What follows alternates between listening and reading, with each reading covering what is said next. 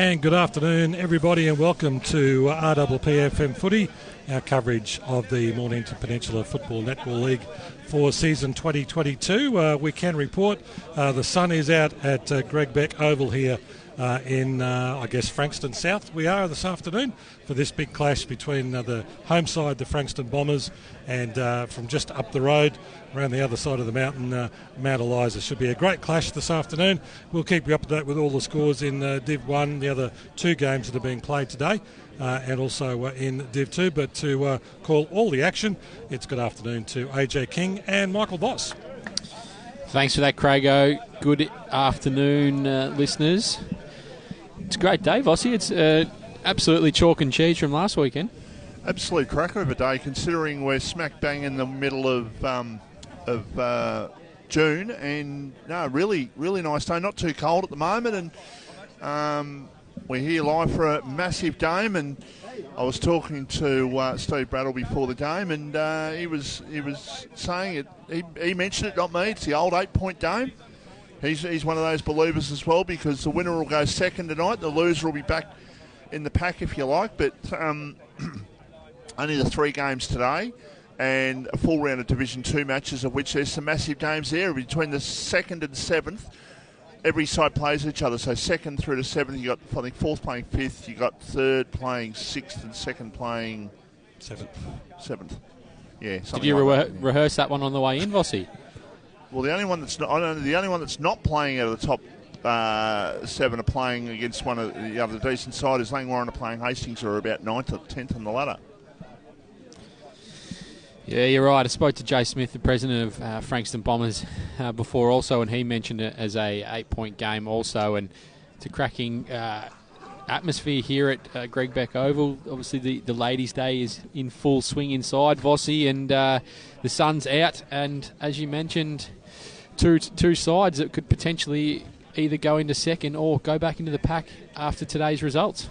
2 sides that have actually gone in different directions. Frankston was something like 1 and 3. They're now 6 and 3. Have won 5 in a row, and Mount Eliza have lost the last 2. So it might even be 3 nuts too, I think. They're going for 3 losses in a row today. So, massive game for both of these 2 sides. Mount Eliza did win the reserves. So let's see how the seniors unfolds. But as I said, it's an absolute cracking day. It is. Not much wind to speak of out there at the moment. Sun's prevailing.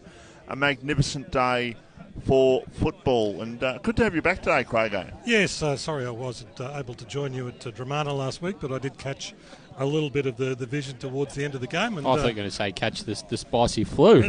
No, it's I've managed to steer clear of that so far. So, but hopefully, obviously the ground today looking in much better condition than Dramana was last week. And if you look across your screens at the moment, if you're streaming our coverage, if you look across the screen, you'll actually see the ladder going across the bottom of your screen at the moment, and which YCW holding up. They're the top side and Rosebud the bottom side. It's going through all that once again. But, going to be a super game today. I'm really looking forward to this. And hopefully the weather stays as it is as Mount Eliza make their way under the ground. And we should say, should welcome Mornington Peninsula News Group, AJ. Absolutely. Great supporters of RWP's coverage. Now, Vossi, you spoke about that. Not much wind. It's sunny.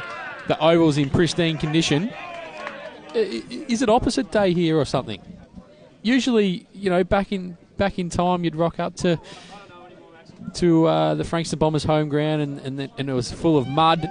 It'd be as windy as anything. It was cold, but we are faced with an absolute cracker. I can remember coming here as a kid when my old man, who's long gone, but he used to take me around watching local football. I remember coming here as a kid, and you used to be able to park over near where the scoreboard is over there, and the ground was, it was a stinky mess back in, I'm talking 80s, middle to late 80s. It was terrible. I reckon just as, not as far back as that, but, even just a couple of years ago before it had the resurface. But, I'm a bit older than you, AJ, so...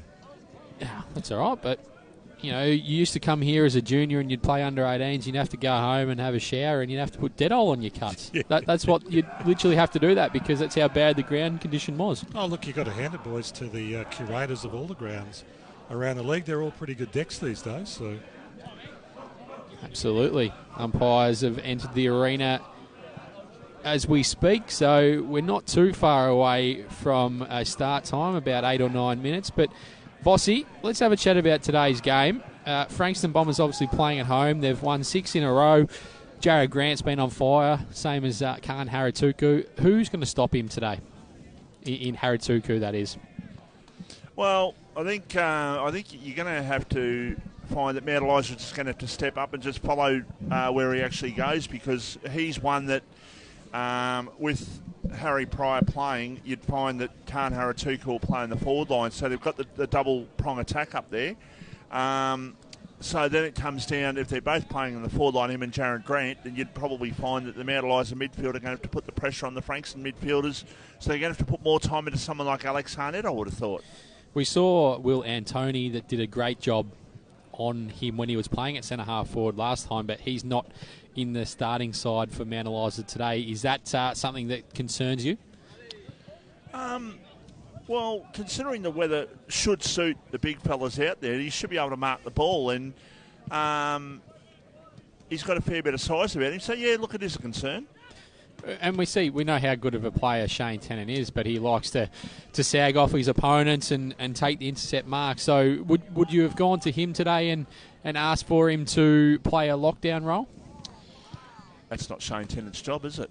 It's not, but as a leader and coming up against someone of Khan Haratuku's quality, there are times where, as a leader, you need to step up and do it. That's true, but I still, even though he might offer that, if I was Steve Bradle, I'd be sort of suggesting that you do what you need to do, and that is give us the feed off your opponent and just intercept the ball and do what he does well. So let's see how it goes. I'll give you a little history lesson here, AJ. This ground, I played cricket here probably 15, probably 17 years ago, and a very weird pitch it was to bat on at the time, because I reckon that pitch has changed a little bit from where it was, and very, very much trying to get comfortable out there. It wasn't the easiest pitch to bat on, and I remember playing Delacombe Park here one day, and we ended up, I think I came in and made about 25 real quick. I made 25 with about, 15 balls or something. I made them real quick, but I was the only one that scored any runs for our side back then. But I'm just giving you a bit of history lesson. Sorry, I shouldn't be doing that. That's all right. There's your cricket mention for the day. I was about to say, it wouldn't be a Saturday coverage without a Michael Voss cricket mention. Well, we just got a bit of late info from the big chief behind me too, that Mount Eliza might be playing a 5-man forward line today. The big chief's normally in the know, isn't he? So.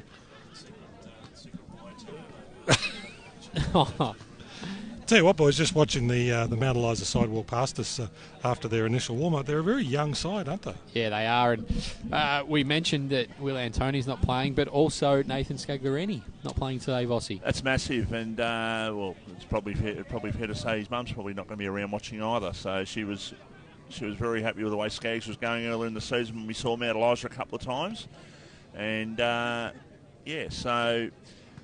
They're a very young side, but what that means is they're a very much a capable side of running with the ball. And on a day like this, if it does hit the ground, then they will potentially cut Frankston up. But Frankston have got the tools to cut them up. If they can take a few marks in their forward line, if Jared Grant can get on top and Khan Haratuku, as we said before, there's an opportunity for them to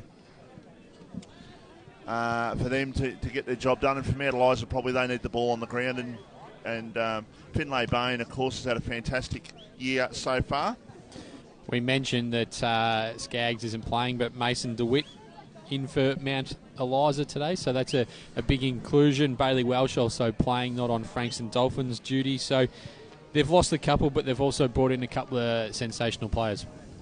Yeah, Mason DeWitt will be wearing number 6. Lachlan Hodder, we didn't have a number for him. He's wearing number 7. And Jeremy Burton wearing number 40 out there. He's down as number 4, but he's wearing number 40 according to our information. We're just about to get underway. Probably about 2 minutes' time we'll be underway for this massive game. Who's your tip, AJ? Bombers at home for mine.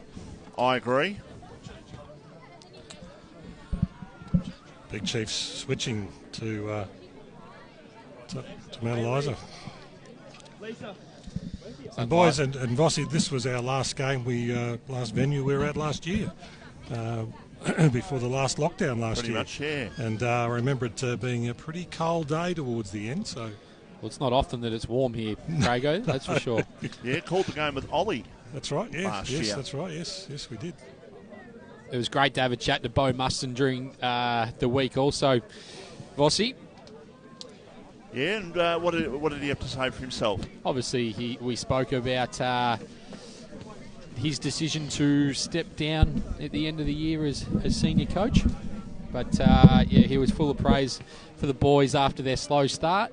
And obviously, he said when you get Harry Pryor back into the side, it's clearly going to make them a better side and also allow Harry Tuku to spend more time forward. So, look, it's going to be a ripping game today. As mentioned, Bombers for mine at home. I think Harry Tuku will be the difference down forward. Yeah, Bombers definitely, I think, will win because it's at home. Mind you, Frankston did play them here last year in round one, and Mount Eliza beat them comfortably. So this ground will hold no fears as far as Mount Eliza are concerned. Players going to their respective spots. Mount Eliza are in their positions. Frankston just making their way to their positions.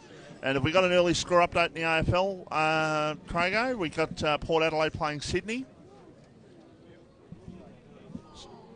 Oh, sorry, you put him on the spot there, Vossi. Oh, sorry, Craig, I was throwing you under the bus. Just having a look at the starting mids for Mount Eliza. James Hammond is in there, Finlay Bain. Also, we have Bailey Welsh, and in the ruck, Max Morney. He'll go up against Harry Pryor. Sydney are up by 12 points. Alex 13 Harnett. minutes in, by the way, boys. Also, looks like Jason Kingsbury will be in there. And Dale Sutton as well for Frankston Bombers. Well, I'm just looking at they're standing there in the middle. Just have a look at the size of Khan Harituku, Vossi. As he goes down forward, he is a monster. And I like what they've done here. They've sent him straight to the goal square and the deepest man forward, which I think is a big thing for them. James Hammond standing about 4 or 5 steps off where Alex Harnett is at the moment, which is interesting. So they're not even going on a hard tag, which is something you need to do. Start of the game. Massive game. 8-point game here in Peninsula football this afternoon as Frankston look to go forward. With a couple of hand passes, the ball goes over the line for a boundary throw-in. Beautiful day for football. Hope you can stay with us right throughout the afternoon. We'll keep you updated with what's happening around the place with some massive games happening in local football this afternoon. As the ball comes back into play, it's knocked down by Harry Pryor. Chance here for Frankston. They go towards attacking 50, but the mark will be taken. And it's taken there by Tom Kelly, who I know you're a big fan of, AJ. Switches play, goes out towards the broadcast side. Now they bring the ball down, and the mark has been taken by Nicholas McDonald-Girolami, who goes in short. And the mark has been taken there by Zach Rouse, who's got it on half-back flank. Looking for options, both sides in that sort of feeling out stage at the moment as the long kick comes down. Free kick to take place. And the free kick will go in the way of Mason DeWitt, who looks to go with a long kick up towards half forward. And Frankston will clear on this occasion through Jason Kingsbury. Kingsbury's going to go out wide onto the wing as we welcome our radio listeners into this game. He's gone up, found that man in Didiman Antonio. He goes out wide. He's found Sam Fox. He goes a little bit longer looking for Harituku, who's taken the mark. Tennant claims that it's hit the ground, but he's been paid the mark. Harituku wheels long, looking for Jared Grant, who goes up. Can't take the mark. Also there is Zach Longham for Frankston. Good to see him back. Jared Grant has a quick shot at goal. And he has got the first one on the board for the Bombers. That's a sensational goal, Michael Voss. That was amazing, because I was about to say Jared Grant needs to apply a shepherd there to try and let his mate through, but the ball came out to him and he put that on the boot. It looked like it was going to miss, but it actually went against the natural grain of what the hook does on the kick, and he brought that back left to right for a right-footed kick. That was an amazing goal. So he's on the board early, Vossi. Which is good for his confidence.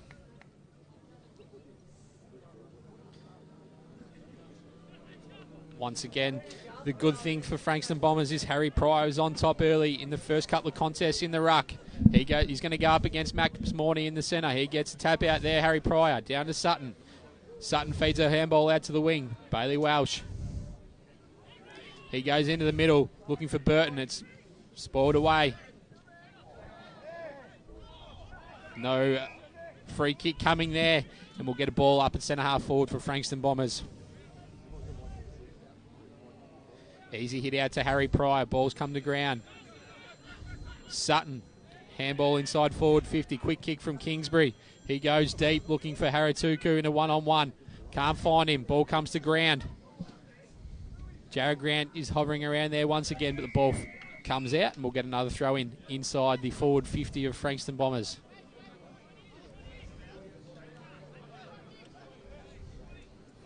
So the Bombers won straight 6. Mount Eliza yet to score as the ball comes back into play. Sydney are up by 11 points in the AFL as the ball comes back in. 40 metres out from the Frankston goal. Haratuku just tried to take the ball out of the contest. It was smothered off the boot, and the umpire says, I'm going to ball it up. 40 metres out from goal. Left half forward flank, or pushing up towards the forward pocket here for the Frankston Bombers as Haratuku goes up once again. It's taken away from Mount Eliza. A quick kick down the line will go out of play. It will bounce inside the field of play in front of Sam Dill. And the ball goes over the line right below where we're broadcasting here this afternoon. Got a great view from it here. Magnificent. This ball's going to be thrown in by the boundary umpire. Pryor and Morney doing ruck battles. Welsh handballs it off. Goes up forward looking for the player there in Gill. It's dispossessed by Frankston Bombers. They've gone out to the halfback flank. They're going to go longer to the wing, but he's turned over to that man we spoke about earlier in Shane Tennant. His ball's been smothered there from Didyman Cantonio. Sutton's been on fire early for Frankston Bombers. Mark Logan getting involved. They're going to switch the ball here. Is Frankston Bombers. They've found Jared Amalfi in the long sleeves today. He goes up looking for Chapman. Ball hits the ground, but he uses his pace to get around. But Bailey Welsh takes an intercept mark. Just needs to slow the ball down a little bit here from Mount Eliza. Frankston on the ball with 1 straight 6. Mount Eliza yet to score. Shane Tennant inside to Finlay Bain. He's gone outside looking for the run there, but he's not able to take it. Longham just pushes him off the ball. The hands back from the Bombers, but that player is under a lot of trouble there, Michael Voss, not seeing that opponent come for him. Ball goes inside forward 50.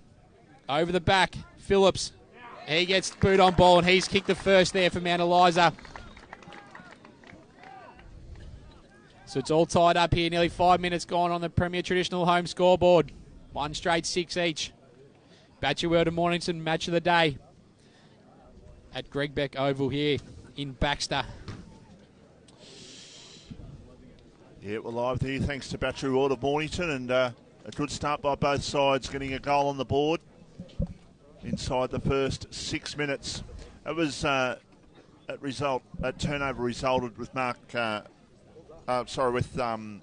Josh Chapman. I should say Josh tried to kick the ball down, but was tackled, probably went a next step or two longer, and which put his kick off, which resulted in the chance for a goal for Mount Eliza. They look to bring the ball out of the middle.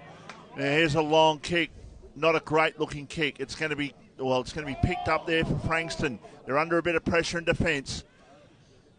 The ball is going to be handed out, Hammond a hand pass. Now quick kick around the corner is off target and through for a behind to the far side. So Mount Eliza up to 1-1-7.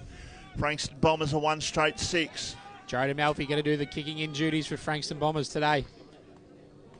6 minutes gone here. Brings the ball in. He looks long. Looking for Burr. He's going to come over the back of the pack, but he can't get there. Naum's just standing in the way. He goes inside forward 50, and he's found the player in, I think it's Geordie Capkin. He's looking to handball it off. Naum's from outside. He scrubs it forward. Horrible kick. Turnover. Good mark there from Frankston Bombers. They're going to go out wide. They've found Kingsbury. He had Avery over the top. He's got himself into a bit of trouble, but he's able to use a bit of pace. Avery on the left.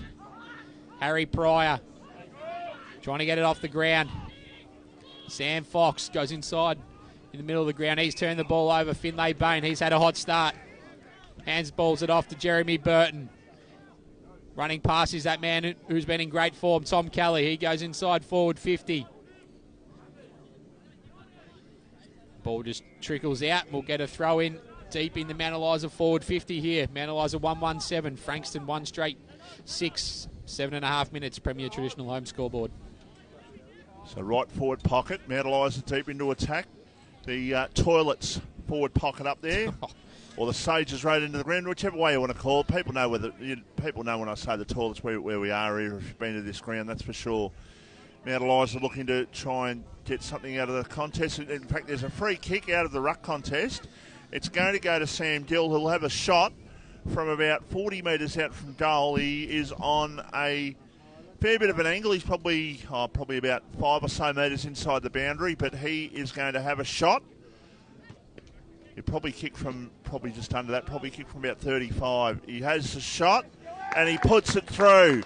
So well done to Sam Dill there, and second goal on the board from Mount Eliza. They're 2-1-13. Bombers are 1 straight 6, and that is on the Premier Traditional Home scoreboard. Big Khan Haratuku's put himself into the middle of the ground. This is where the Frankston Bombers really dominated last time in the early match. He was able to get his hands on the ball. Down to his midfield, Alex Harnett, who had about 40 possessions last game against Mount Eliza Vossi. When doesn't he have a lot of the ball? He's a ball-winning machine, that man. Absolutely. There's a Ruxdo battle in the middle of the ground. It's come out to Finlay Bain for Mount Eliza. He goes inside forward 50 once again. Ball hits the ground.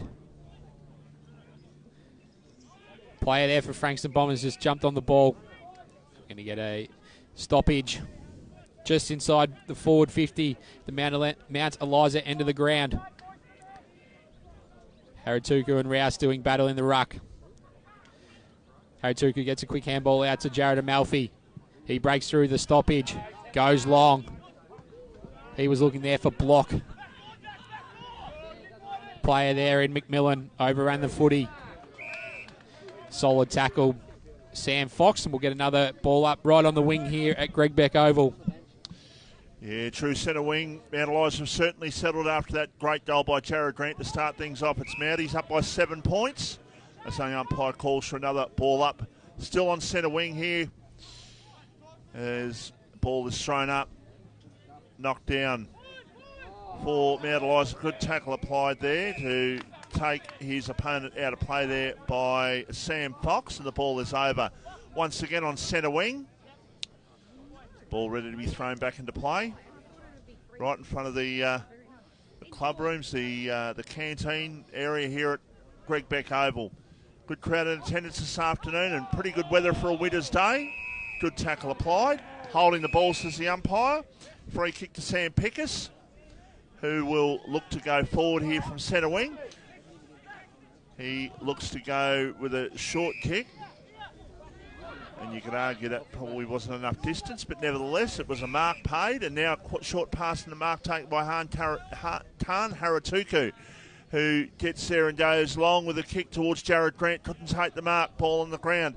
A chance now for McDonald Girolami for the Mount Eliza side, who goes out towards the defensive side of centre wing. The mark has been taken by Michael West, who looks to play on. Goes in towards his teammate there in, I think that might have been Sam Mornay, but it's picked up there by Tennant, who goes out with a kick towards half-back. Now they just switch around in circles. Now they can go forward towards half-forward. And just before the scoreboard is reached, the ball is over the line for a boundary throw-in. 12 minutes in the opening quarter. Mount Eliza up by 7 points. Premier Traditional Home scoreboard. It's 2-1-13, plays a goal. Boundary umpire prepares to bring the ball back in. Jordan Rouse, Khan Haratuku doing battle now.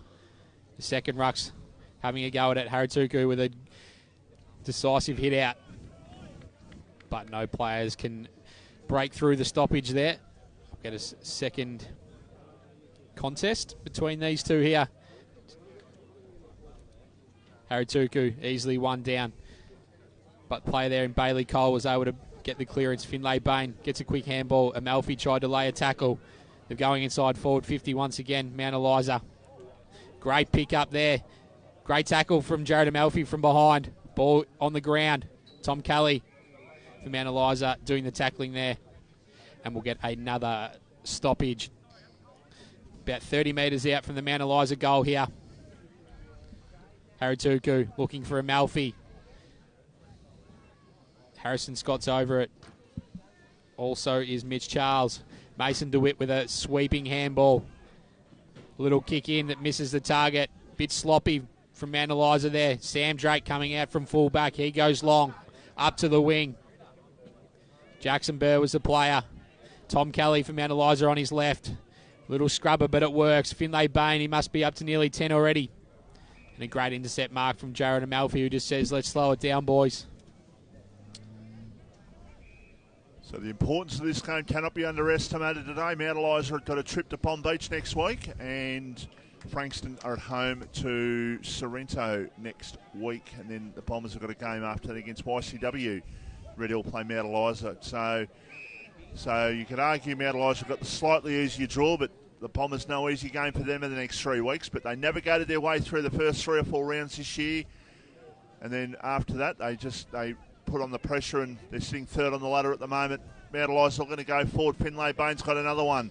He gets a hand pass over. Now they go with the underground hand pass now. Standing start kick from 50 towards the top of the goal square.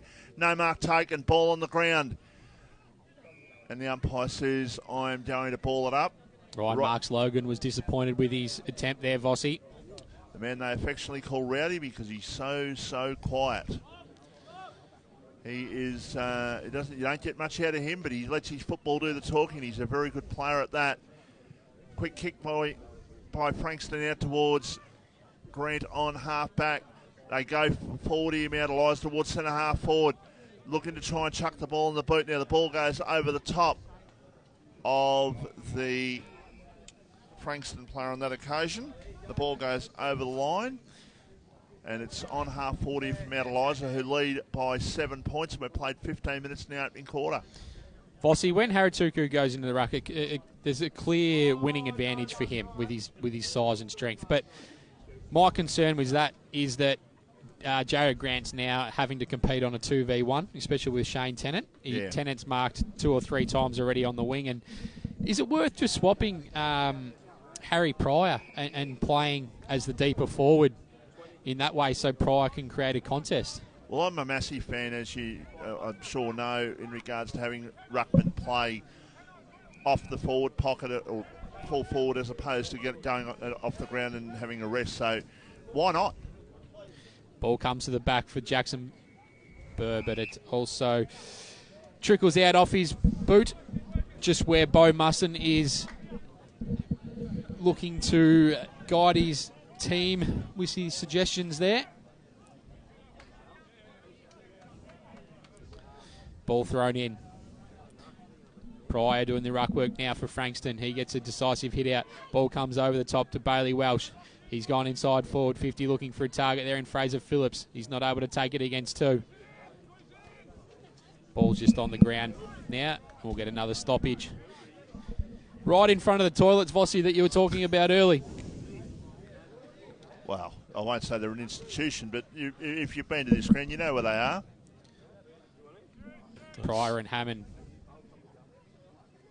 Ball bouncing around once again. Bombers looking for on the full free kick, and that's going to come their way there. Going to switch the play. They've gone across. Sam Drake. He goes in short once again. He's found Sutton. He's trying to transition the ball here, Frankston Bombers. He'll go down that far side. He was looking for the player there in Avery, but it goes over his head, and we'll get another throw in right in front of the scoreboard there, that it's affectionately known as the Chris Sharman scoreboard in footy and Dan Warwick scoreboard in cricket, Vossi. Or the premier traditional home scoreboard for RPPFM. Well, there you go. Mount Eliza up by 7 points. They look to go forward. Frankston just can't find their way past the wing at the moment. The ball just keeps coming back in. Here's an opportunity, a high kick towards goal. It's long, and it's long enough. And the goal has been kicked by Braden Nelms. He just put that on the boot from 50, and it just floated. The Frankston defence thought they were going to get back and touch that, but it just carried enough. It's a great kick by Braden Nelms. The third goal on the board from Mount Eliza, and this is similar to what they did last year in round one here. They got off to probably a 3 or 4 goal lead in the first quarter and prevailed in that game. So heading towards that same sort of territory at quarter time in this game. They're up by 13 points and we're heading towards time on.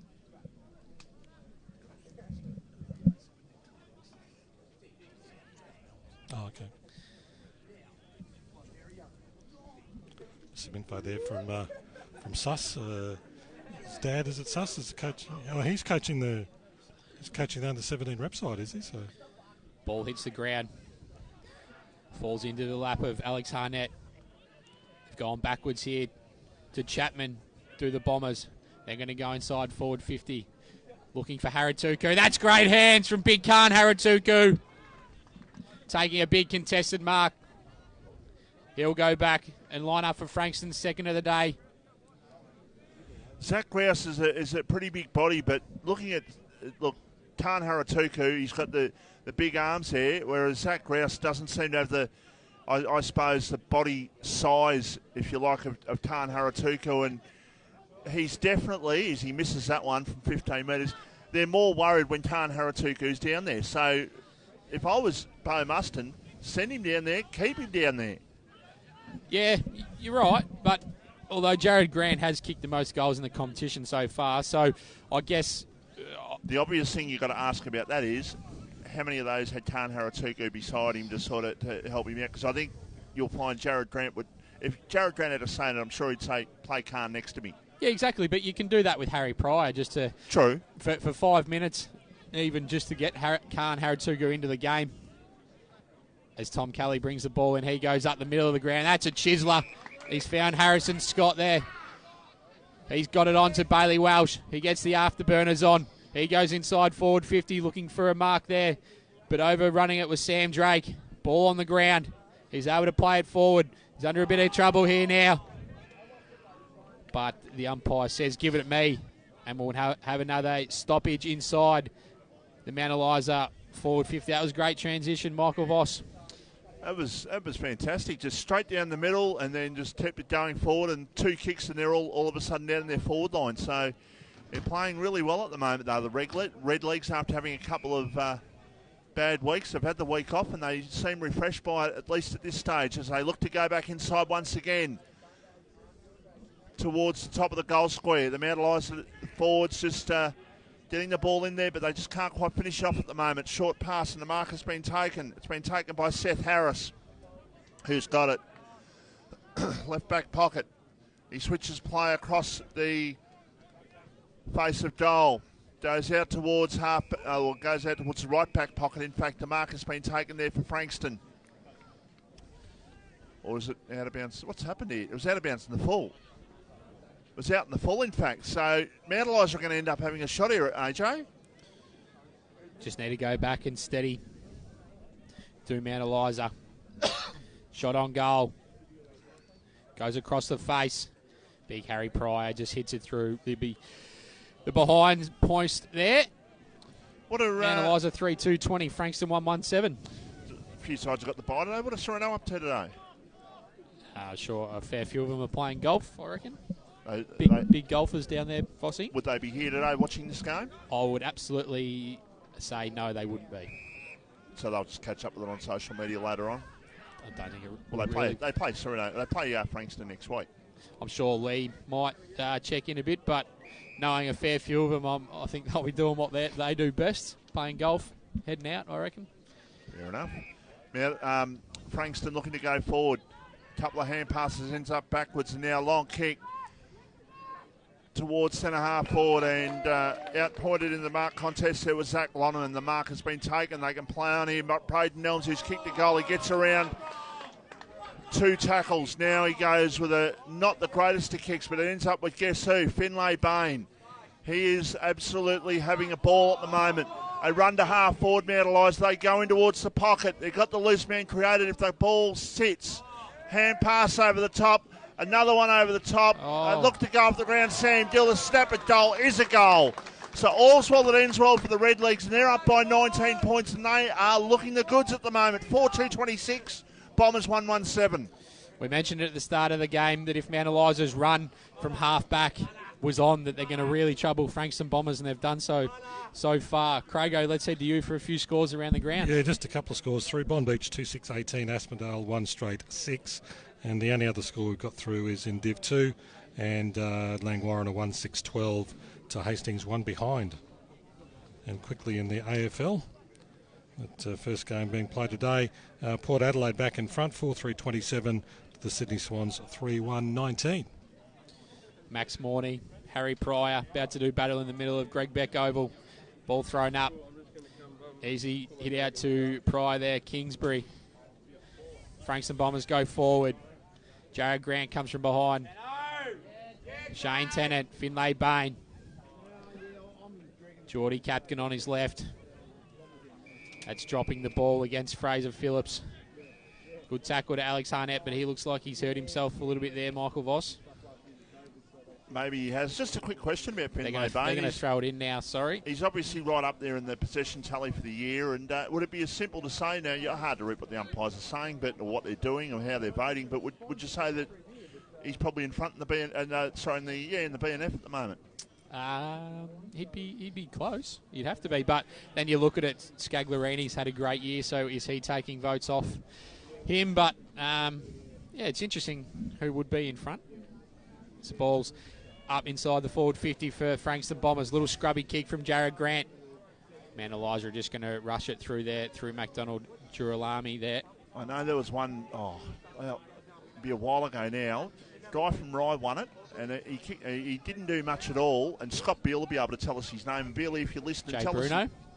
That's him. He won it. No, and even the Rye people are saying, how in the hell did he win it? He had not a good year. And he won it. So it's just all opinions. Absolutely. Chapman, he breaks through a couple of tackles.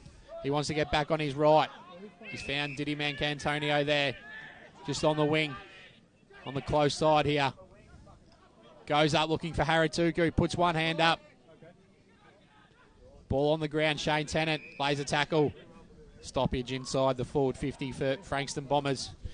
25 minutes in the first quarter. They need a goal before quarter time. They scored the first, but they've conceded the last 4.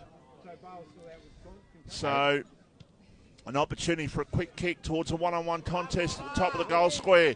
And then Sam Fox to snap it towards the top of the goal square. Zach Lonham goes up. No mark taken. Mount Eliza run it out once again. They're looking very good at the moment, the Red Leagues. Well, that was almost a precision pass, but the mark was dropped on that occasion by Fraser Phillips. The ball over the line, 60 metres out from the Bombers' goal. Going to the left-hand end of your radio dial in the opening quarter here at Greg Beck Oval this afternoon. Magnificent day for football. Hope you can stay with us. Hope you're enjoying the broadcast or the telecast, wherever you may be. Tell you what, Vossi, if I was Bo Mustin, I would not be happy with the midfield group at the moment. It took until the ball was thrown in there to someone to go and stand next to Finlay Bain. There's not even anyone near him now, and he's had nearly 15 disposals, and he'll get it right there. Well, there's number 16, that being the case.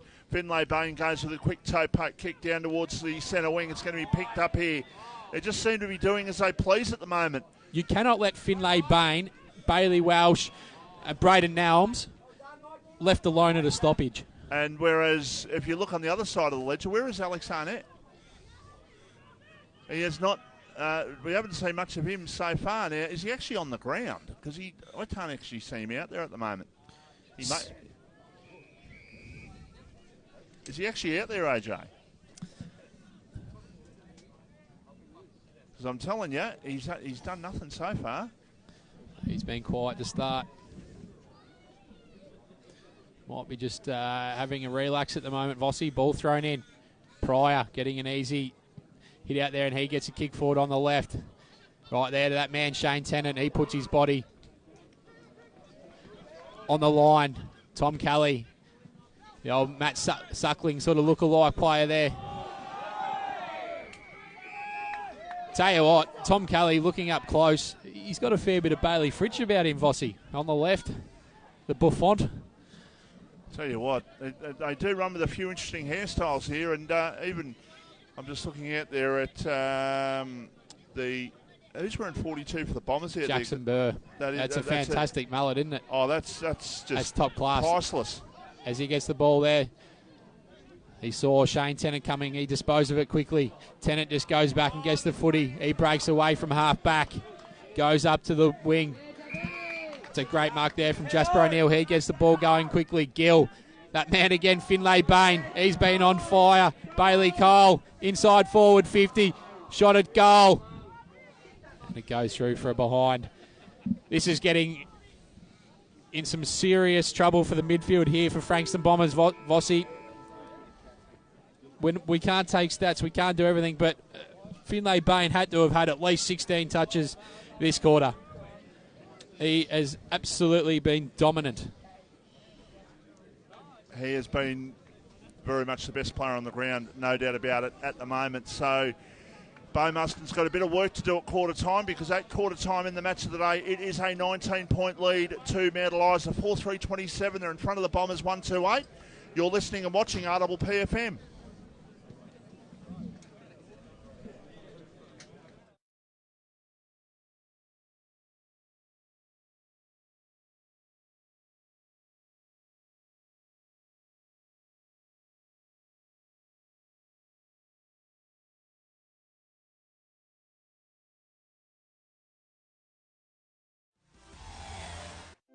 Everyone knows Australia has 4 big banks, but the 5th biggest retail bank is snapping at their heels.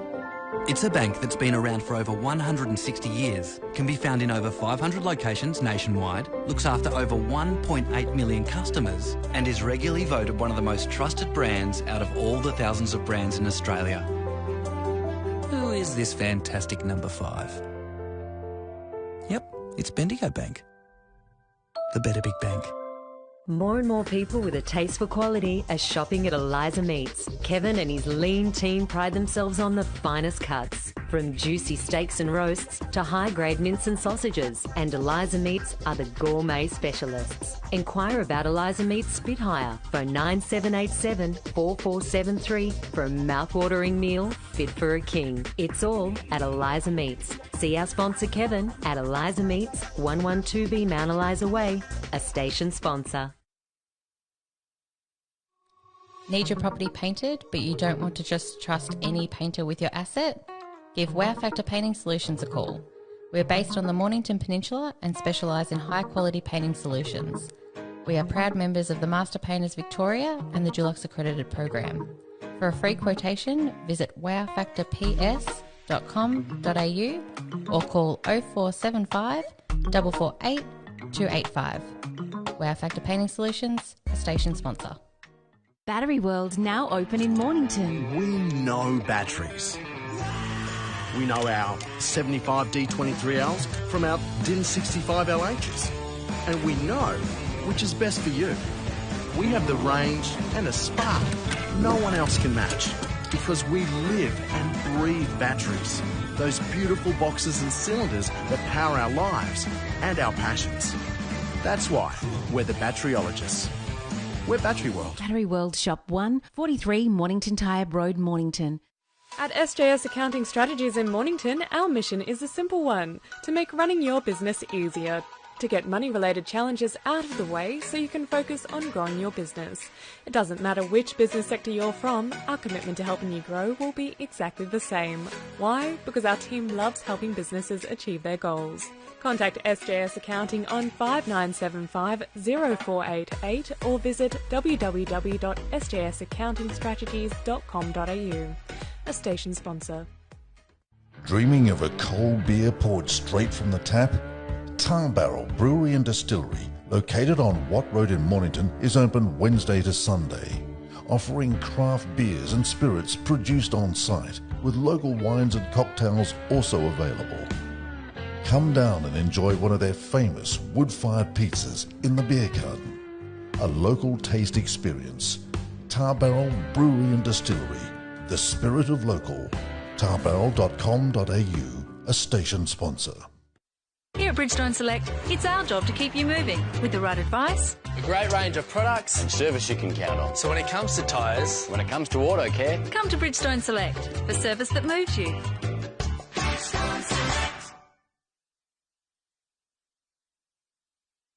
Jones Lapino Real Estate, located on Wilson's Road, are Mornington Peninsula's boutique real estate professionals, offering premium service in sales, auctions, investment property management and holiday leasing across the Mornington Peninsula. Contact Jones Lapino for the very best in client experience on 5975 5593 or visit joneslapino.com.au, a station sponsor. Established in 1988, Progress Signs has been servicing the local community for 30 years. Located on the Mornington Peninsula, they are the #1 destination for all your signage needs, specialising in a variety of signage from vehicles to shop fronts, occasional and corporate events, short-term, long-term and everything in between. If it's signs you need, be it large or small, Progress Signs is the place to call. Available 24/7 at progress-signs.com.au or call the team on 5975 9188. Thinking signs? Think Progress Signs, a station sponsor.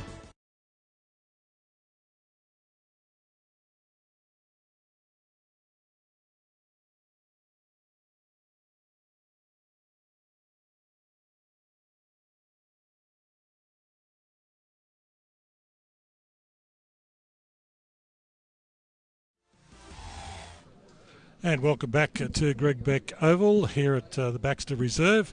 A big clash today between the home side, the Frankston Bombers, and Mount Eliza. Mount Eliza well and truly in front by 19 points at quarter time. And boys, some scores, not too much coming through early, but I can tell you Bond Beach 4-8-32, Edithvale, Aspendale 4 straight 24. We've only got one score through so far, I think, in Div 2, which is Langwarren running away with it to quarter time, 6-8-44.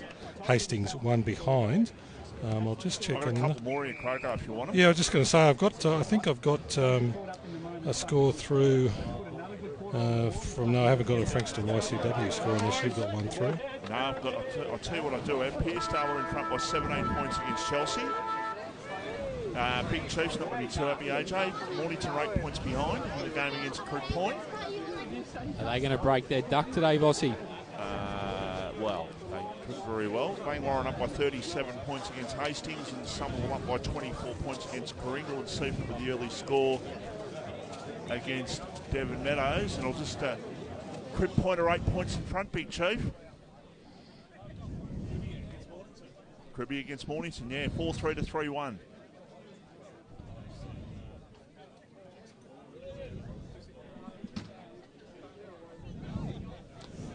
Is he actually playing?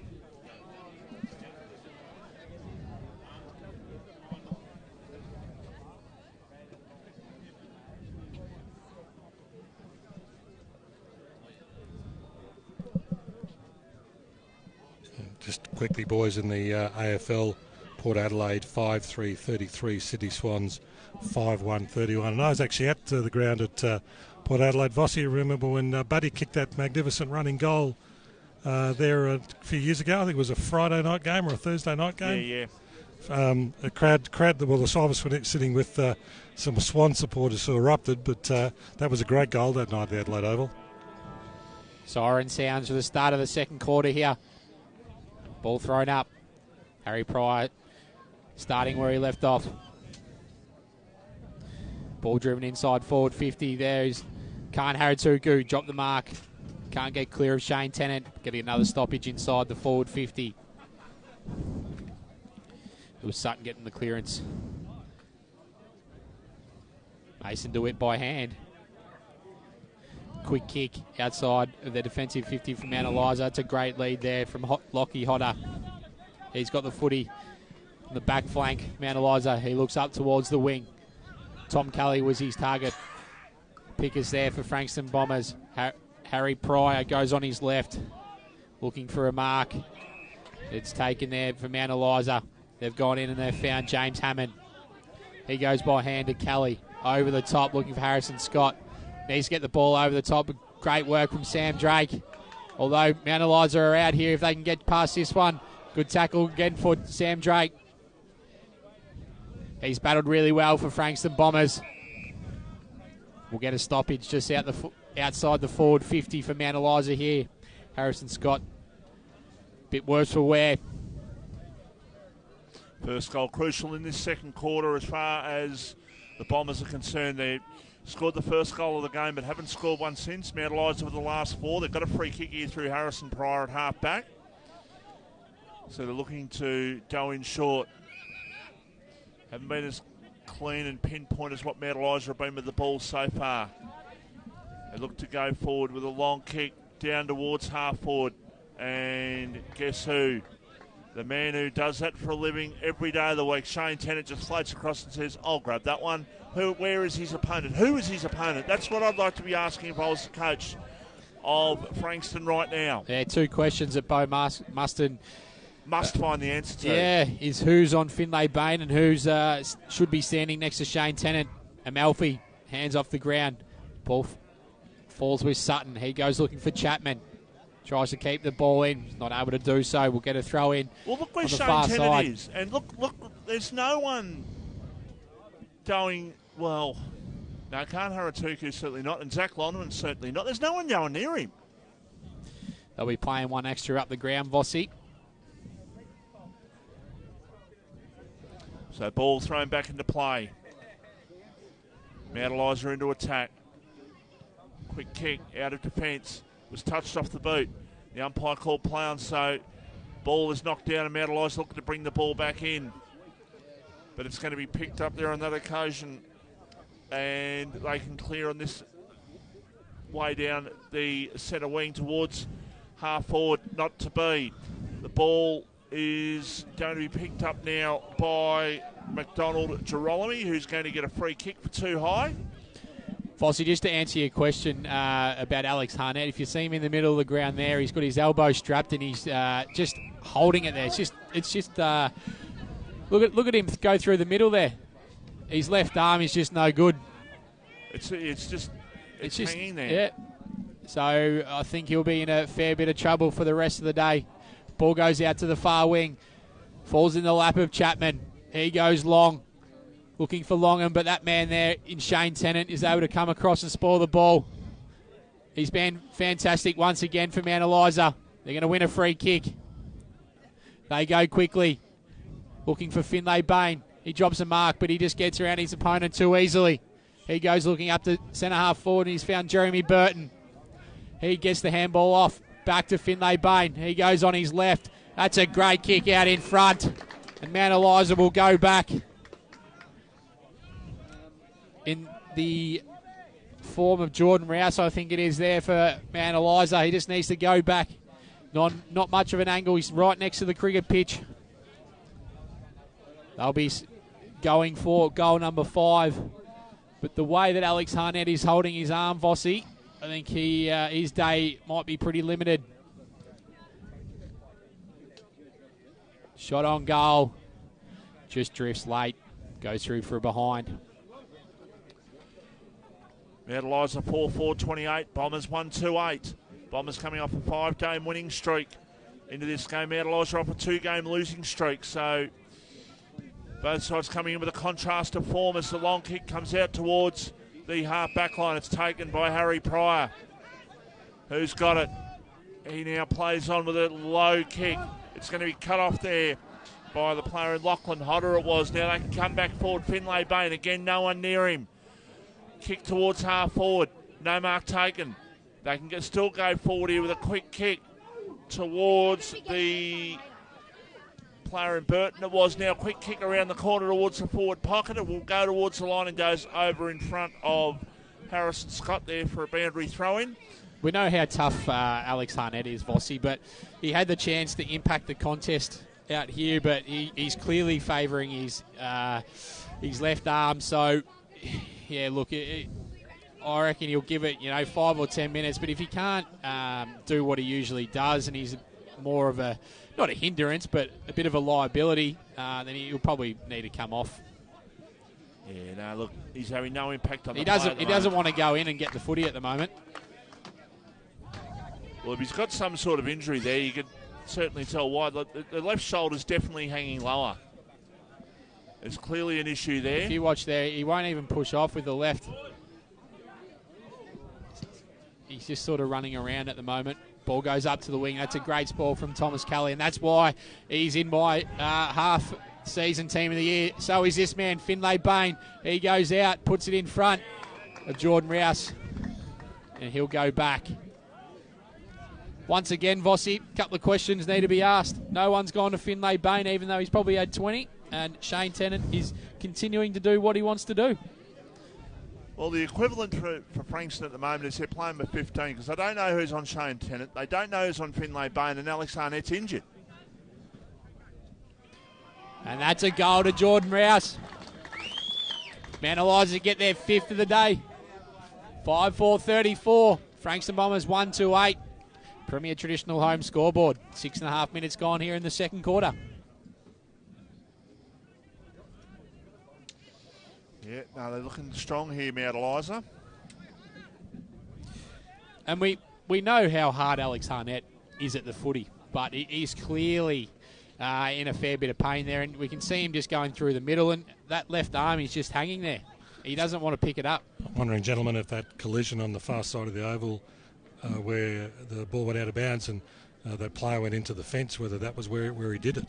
Possibly. Haratuku in the ruck now for Frankston. They need a spark. He gets a quick kick forward, looking there for the player in block. But Mount Eliza have been sensational off half back. They're going to go again with another attack. They go forward. Little Bunana inside forward 50. Sam Drake, he's been a shining light. So is Jared Amalfi for Frankston Bombers. They just go over the top. This is going to land right in the middle of him. Thomas Kelly, if he can get through. No, he cannot. It's a great tackle from Mitch Charles, but Mount Eliza will be happy with a stoppage inside forward 50.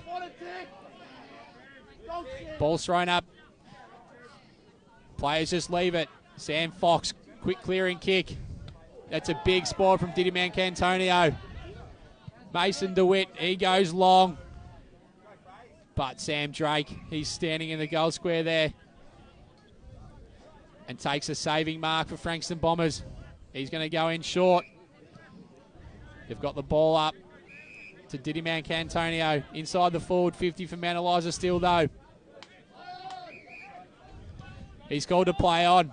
He goes in short. He's found Avery. Hemmed in on the boundary though, Frankston Bombers at the moment. They can't get any run going. They're going to look backwards. They've found Drake.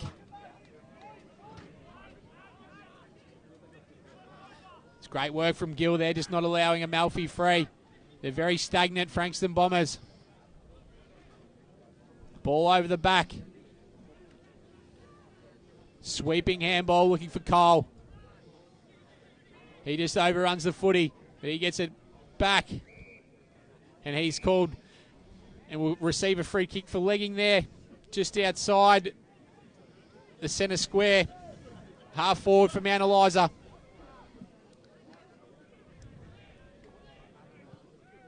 So the kick comes in towards the forward pocket, and not being able to take the mark, just used his body to get the ball away from his Mount Eliza opponent. There was Fraser Phillips, ball over the line for a boundary throw-in, but if Sam Drake wasn't playing Vossi, the margin would be about 9 goals, I reckon. He's been fantastic. Well, Mount Eliza are just they're not having to defend too much at the moment. The Bombers have got no idea at the moment where their second goal is going to come from. They do not look like it at this stage. As the ball is kicked high in the air towards attacking 50 or defensive 50. Now, quick kick, it is out of bounds. Is it out of bounds in the full? No, it's a mark to Sam Drake. So he has got it at left full back. He's looking to switch play out towards the broadcast side. Instead, he goes down the scoreboard side of the ground.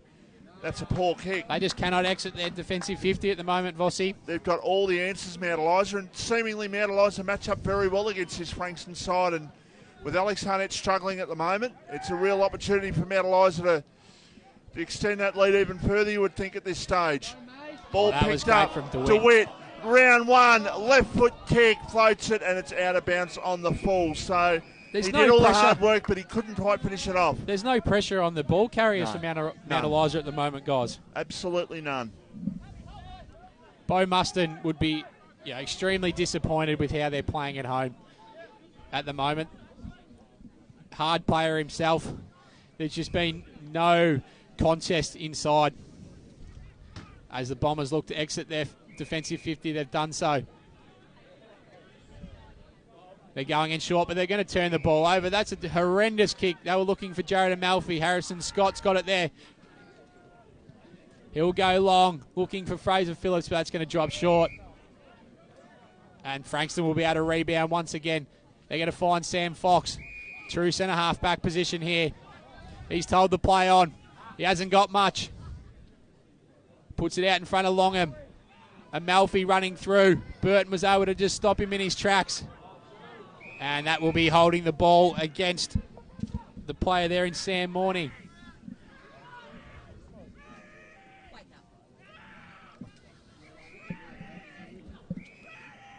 They're going to get a 50-metre penalty here. Frankston Bombers. That man, Ryan Marks Logan, will go inside forward 50 and have a shot for goal for their second, and they need it, Michael Voss, is an understatement. They need it desperately, and Ryan Marks Logan is a natural defender, so he doesn't get too many shots at goal. So you know what happened last time you said something about a defender? James Brigden had a set shot for goal, and it went at right angles.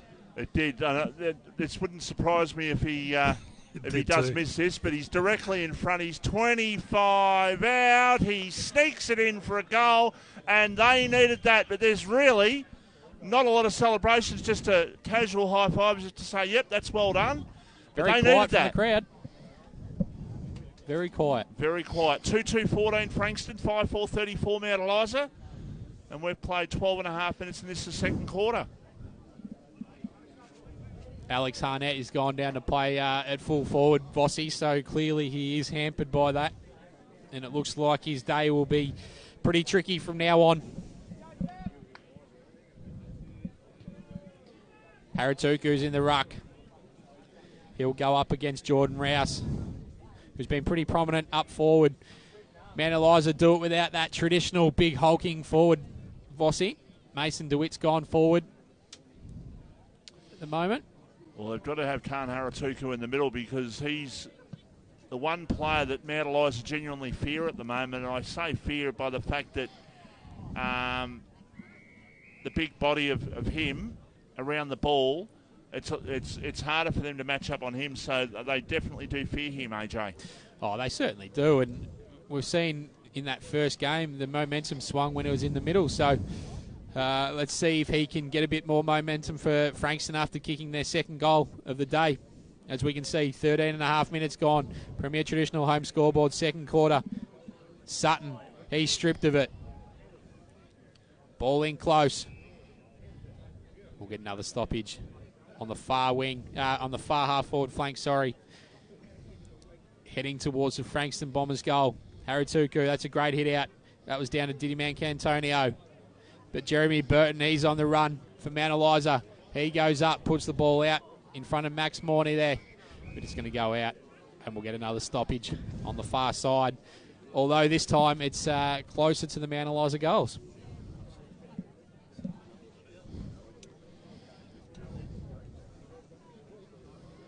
So the umpire's just waiting to...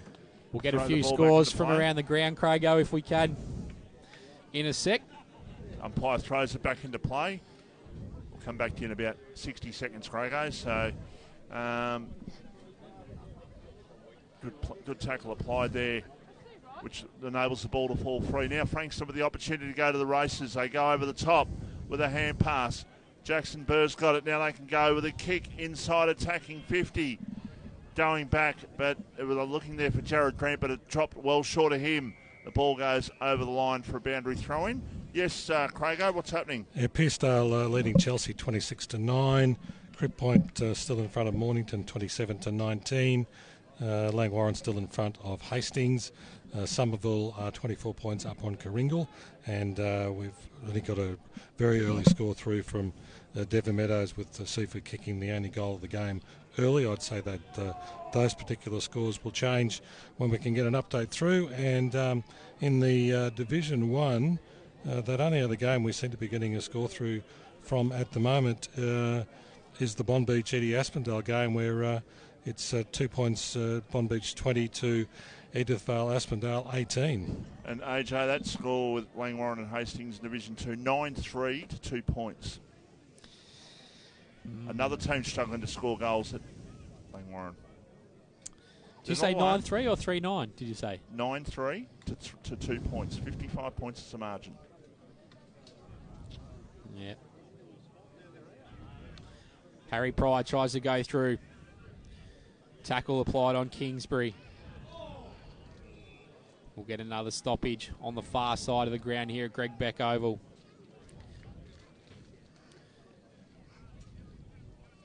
.16 and a half minutes gone, just about in the second quarter. Mount Eliza on top, the ball out in front of Cole. Handball over the top from Mount Eliza, but it's taken out, and we'll get another throw in.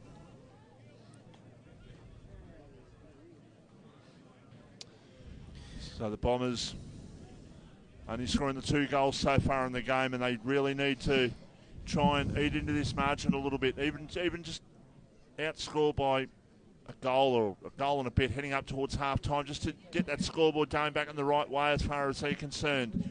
But Mount Eliza at this stage have all the answers. The umpire says it is holding the ball, and a free kick to take place. It will go to Mount Eliza at right half-back flank. They look to go with a kick down towards Gill. The ball bounces, or goes through, I should say, Sam Gill's hands. Ball comes back, an opportunity now for Pryor. A long kick by Harry Pryor. It is towards half forward. And Alex Harnett just not in it today. That arm is affecting him big time at the moment. He really can't lift that left arm up too much, it seems, at the moment. The short pass is with Mount Eliza. They now go forward towards the half-forward line. They've got an open forward line if they switch and go now. Hand pass over the top. Now quick kick towards full forward. It's going to be a downfield free kick, I think it is. So the downfield free kick will take place about 25 metres out from goal. I think it might be going to James Hammond. It is going to James Hammond. So this, with all Frankston's good work in the last few minutes, good work in terms of getting the ball forward, stopping Mount Eliza scoring, hitting the scoreboard a little bit themselves, AJ, if they concede this one that really hurt heading towards half-time. You mentioned Harnett again just before, Vossi, and he's too much of an integral part of this Frankston Bombers lineup, so he needs to just come off and ice up for the day. Like, I understand what they're trying to do as Hammond drills that home. Mount Eliza have got their 6th. They go to 6-4-40. Frankston Bombers 2-2-14. Just getting back to that, like, he's only going to damage it more, and we can see they're 4 goals behind at the moment. Can he impact the game? It doesn't look like he can. And look, if he does more damage to it and misses the back half of the year, then that really hurts Frankston Bombers' chances. Obviously, this is an important game, and they're 26 points down at the moment. But they've got Sereno next week, and then they've got YCW. They need Alex Harnett up and about, if at all possible. Ball in the middle. The Rucks do battle. Harry Pryor winning down. Mount Eliza just overrun the ball. Frankston Bombers players pushed off it there. Looks like it's Diddy Mancantonio. He's been good for Frankston. Misses with their hands though. They're able to go back on it. Gets the double stat there, Vossi. He drives it long inside forward 50. Looking for a mark to Haratuku, but none coming. Ball goes over the back. Longham And a second shot there. Is this going to be over the line? No. The umpires awarded a goal. The player there in Macmillan it was for Frankston. So they've got another one there. Frankston Bombers, they go to 3-2-20. Mount Eliza 6-4-40. Nearly 20 minutes gone in the second quarter. The Premier Traditional Home scoreboard. They weren't happy there, Mount Eliza, Vossi. No, they thought it was rushed through, but not to be. Look, that's a good answering goal there for the Bombers to get themselves back. Mount Eliza have exactly doubled Frankston's score at 6-4-40 Premier Traditional Home scoreboard. Bombers 3-2-20.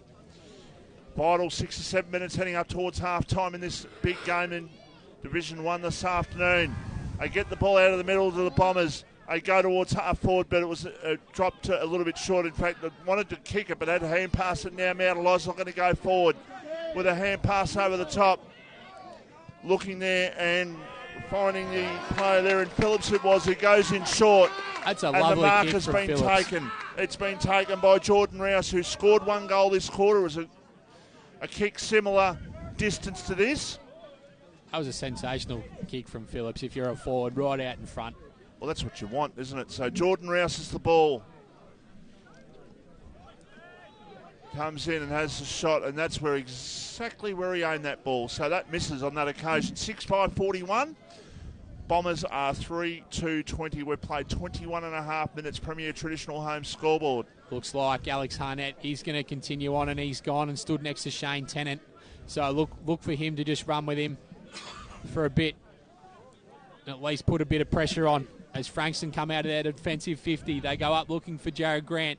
Although he's kicked the first goal, he's been pretty quiet after that.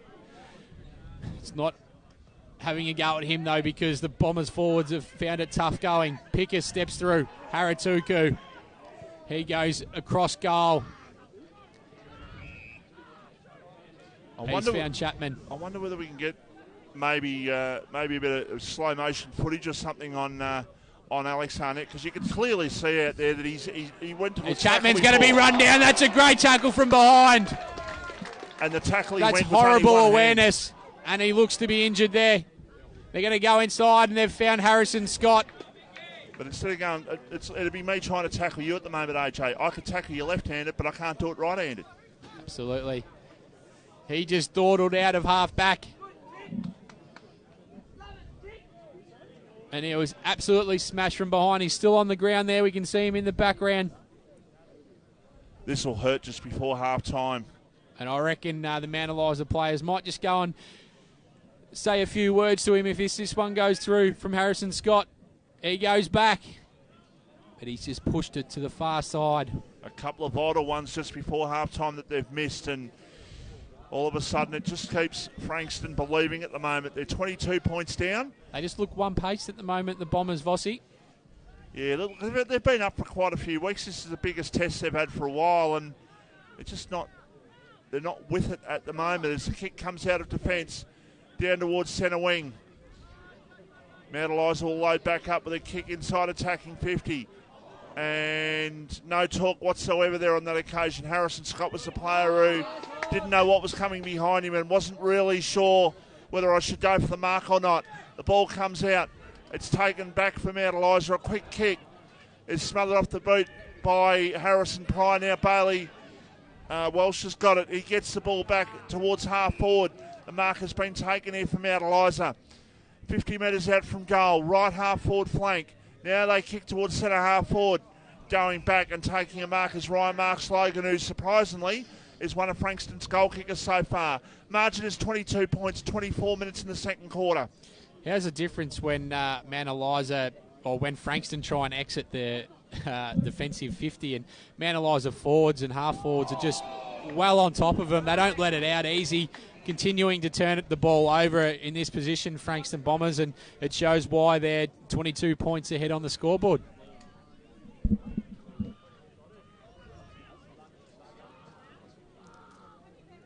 It's Mount Eliza. They go and found Shane Tennant. He's got Max Morney in the middle all by himself. He's got a paddock. He turns and goes, puts the ball out in front of Capkin. He goes on his left. He's looking for Fraser Phillips, and that's a great kick once again. They've got a loose man in the goal square. All he needs to do is go over the top, and Frankston ain't even bothered manning him up. Haratuku's there, Vossi. It's all right. Well, he's not going to put the ball over the top. Well, he could have, because Haratuku was just walking, and it had a quick kick happen. He could have done it, AJ, seriously. Fraser Phillips is a great set shot. In he comes. Not too far from the Mount Eliza bench here. He's just left it to the near side. Mount Eliza, they move on. 6-7-43. Frankston Bombers 3-2-20. Premier Traditional Home scoreboard. 25.5 minutes gone. Just getting the scores through on the YCW Pines game, Vossi. You'll be happy to know Frankston YCW 9-6-60, Pines 5 behinds. If you watch the bounce, you know where I'm coming from. That's standard. As the ball's gone out, found Avery for Frankston Bombers. He's called to play on. He's got not much forward, and he's turned the ball over. That's a horrendous kick. Burton, he was looking for Bain. That one wasn't much better. Bailey Welsh just puts his body over the ball. Fox was dispossessed. Naums, he's got it. Top of the forward 50 there for Mount Eliza.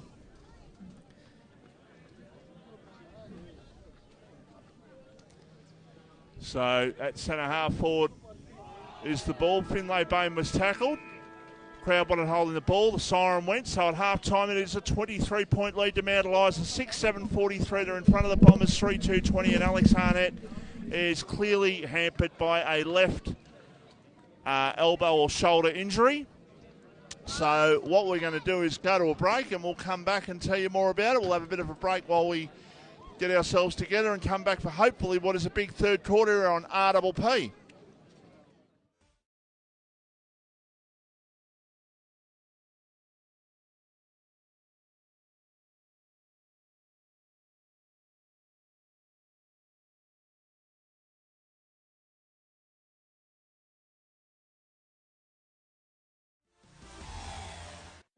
Everyone knows Australia has 4 big banks, but the 5th biggest retail bank is snapping at their heels.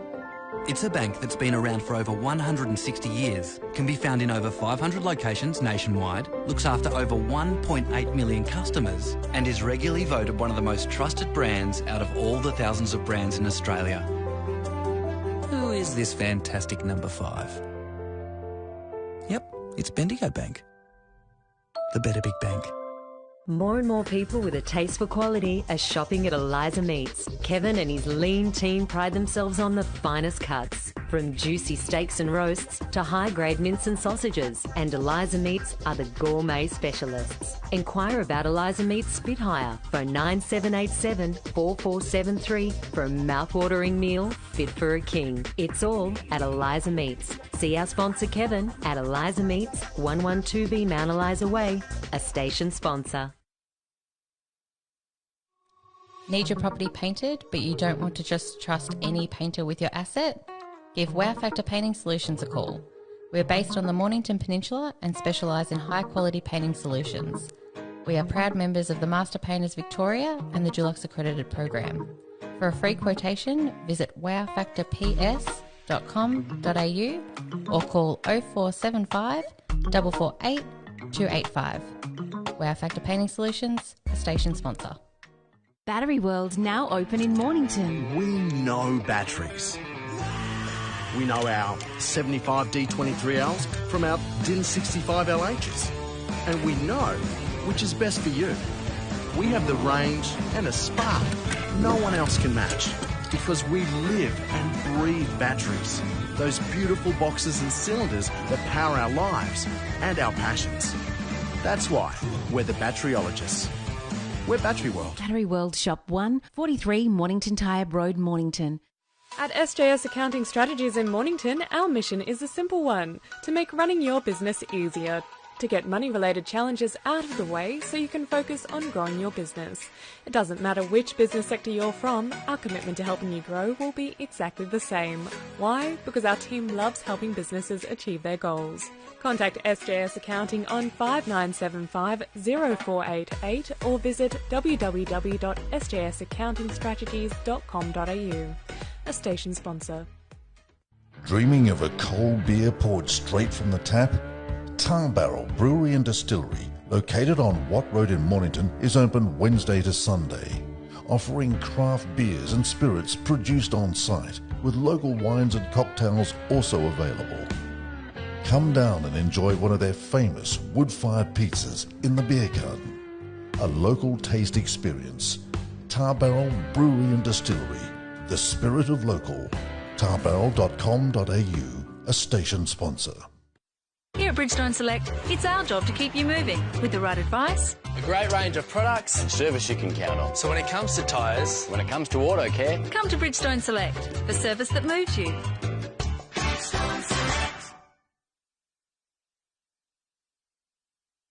Jones Lapino Real Estate, located on Wilson's Road, are Mornington Peninsula's boutique real estate professionals, offering premium service in sales, auctions, investment property management and holiday leasing across the Mornington Peninsula. Contact Jones Lapino for the very best in client experience on 5975 5593 or visit joneslapino.com.au, a station sponsor. Established in 1988, Progress Signs has been servicing the local community for 30 years. Located on the Mornington Peninsula, they are the #1 destination for all your signage needs, specialising in a variety of signage from vehicles to shop fronts, occasional and corporate events, short-term, long-term and everything in between. If it's signs you need, be it large or small, Progress Signs is the place to call. Available 24/7 at progress-signs.com.au or call the team on 5975 9188. Thinking signs? Think Progress Signs, a station sponsor.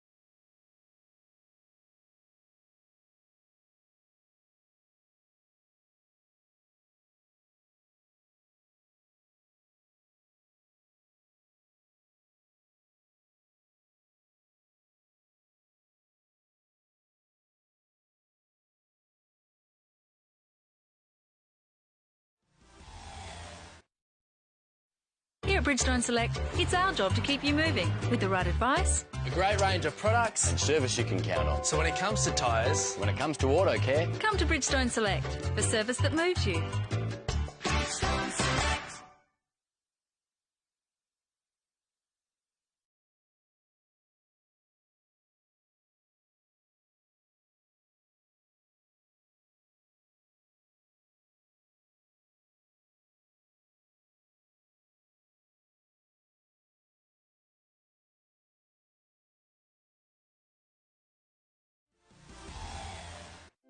Everyone knows Australia has 4 big banks, but the 5th biggest retail bank is snapping at their heels. It's a bank that's been around for over 160 years, can be found in over 500 locations nationwide, looks after over 1.8 million customers, and is regularly voted one of the most trusted brands out of all the thousands of brands in Australia. Who is this fantastic number 5? Yep, it's Bendigo Bank. The better big bank. More and more people with a taste for quality are shopping at Eliza Meats. Kevin and his lean team pride themselves on the finest cuts, from juicy steaks and roasts to high-grade mince and sausages. And Eliza Meats are the gourmet specialists. Inquire about Eliza Meats Spit Hire. Phone 9787 4473 for a mouth-watering meal fit for a king. It's all at Eliza Meats. See our sponsor Kevin at Eliza Meats, 112B Mount Eliza Way, a station sponsor. Need your property painted, but you don't want to just trust any painter with your asset? Give Wow Factor Painting Solutions a call. We're based on the Mornington Peninsula and specialise in high-quality painting solutions. We are proud members of the Master Painters Victoria and the Dulux Accredited Program. For a free quotation, visit wowfactorps.com.au. batteryworld.com.au or call 0475 448 285. Wow Factor Painting Solutions, a station sponsor. Battery World now open in Mornington. We know batteries. We know our 75 D23Ls from our DIN 65LHs. And we know which is best for you. We have the range and a spark no one else can match because we live and breathe batteries. Those beautiful boxes and cylinders that power our lives and our passions. That's why we're the batteryologists. We're Battery World. Battery World Shop 1, 43 Mornington Tyre Road, Mornington. At SJS Accounting Strategies in Mornington, our mission is a simple one: to make running your business easier. To get money-related challenges out of the way so you can focus on growing your business. It doesn't matter which business sector you're from, our commitment to helping you grow will be exactly the same. Why? Because our team loves helping businesses achieve their goals. Contact SJS Accounting on 5975 0488 or visit www.sjsaccountingstrategies.com.au. A station sponsor. Dreaming of a cold beer poured straight from the tap? Tar Barrel Brewery and Distillery, located on Watt Road in Mornington, is open Wednesday to Sunday, offering craft beers and spirits produced on site, with local wines and cocktails also available. Come down and enjoy one of their famous wood-fired pizzas in the beer garden. A local taste experience. Tar Barrel Brewery and Distillery, the spirit of local. tarbarrel.com.au, a station sponsor. Here at Bridgestone Select, it's our job to keep you moving with the right advice, A great range of products. And service you can count on. So when it comes to tyres, When it comes to auto care, come to Bridgestone Select for service that moves you.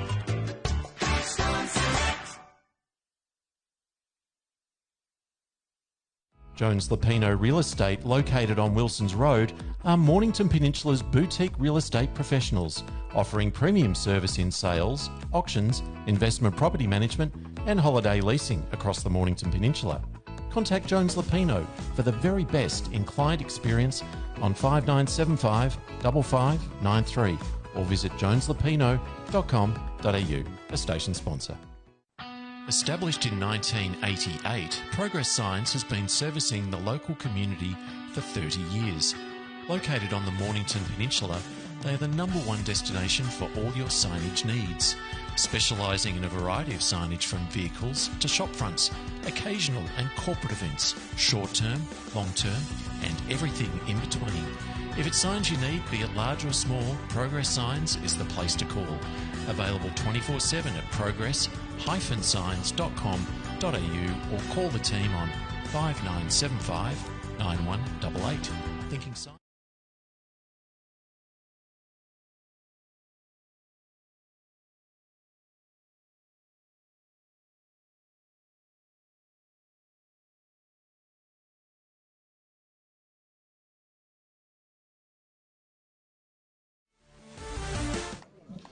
Welcome back to Greg Beck Oval here in Baxter. It's still half time. If you've missed it, the score's 6-7-43. Mount Eliza leading Frankston 3-2-20. I've got Suss on. Michael Voss has gone wandering off to the canteen. So let's have a look at it. Suss, we heard we're not too far away from the Mount Eliza rooms here, and I listened into their midfield meeting group, and they were full of praise for young Lockie Hodder there, and he's been sensational with his pressure. And they basically said when they've been in the middle and Alex Harnett's been in there, they can just see how much pain he is in with that elbow injury. Yeah, I think it's a real switch around from what happened in round 2, and I'd love to see a possession count at the moment. Yeah, because I'd say easy 25% increase in Mount Eliza what they have over Frankston Bombers at the moment, and their movement of the ball and I'll call it precision is really fantastic. And going out there at quarter time, I saw the I suppose the playing group, and noticed from round 2 match to now it was a lot bigger. Yeah. So they've got some I'll call them older heads in there. And they've swept the roll around, and it's they're pushing the physique now and doing the physical work, whereas Frankston Bombers are not bringing anything. No, they haven't. They've been really sloppy exiting their defensive 50. I guess the only real shining light for Frankston Bombers has probably been Sam Drake down deep in defence, and also Didiman Cantonio's been pretty good through the midfield as well. Yeah, and at the quarter-time break, I tell you what, the team were very impressed, and the coach were applauding Michael West and his physical trade on the game. So that was really good as we see Mount Eliza come out now. Frankston Bombers already out in the ground, and you just look at the makeup and how Frankston Bombers are running out at the moment, and it just doesn't look as if they're ready for a footy match at the moment. No, well, Mount Eliza have been superb with their ball movement, as we said, and it was interesting listening to their midfield sort of meeting, and they were just full of praise, and their run's been sensational. And well, it's only been a matter of 2 to 3 kicks, and they're inside forward 50 after exiting the defensive 50, and they've stuck to a plan. Whereas Frankston, they've just been blown away. Like, I cannot count how many times that Finlay Bain has been standing on his own at a stoppage, and as you mentioned stats, he would have to be 25 at least. Yep. And he's creating a lot of the play and setting up a lot of the play. Looking at handball for the first option, and just that continuity of pushing the play, and Mount Eliza ahead to the forward line. So and backing up. So look, I'm really impressed with Mount Eliza. We're going to have a chat with Steve Braddell post the three-quarter time huddle. He's assured me that the dump button will be required because he's going to pay out on us for picking Frankston Bombers, but they have really switched it around.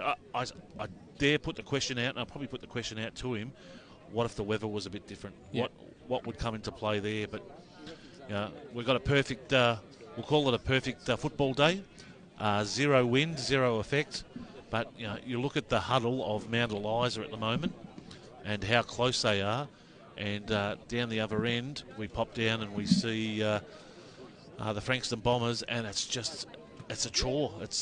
There's hands on hips. It just doesn't look like they're ready to fire. So well, they've certainly been blown away in that first half. We're not going to sugarcoat it. You look at it, there's been 13 scoring shots to 5, and Mount Eliza should probably be 1 or 2 goals up. And when your leader Alex Harnett is injured, and just look at him there with his elbow there. Yeah, he doesn't. He can't put it around anyone, and yep. You got to feel sorry for him because he's tough and he wants to keep going for his side. But look, in the long run, it's probably a little bit to the detriment of his output today. Obviously, Haratuku's fought hard, I thought, and he looks to change the momentum when he does go in the middle.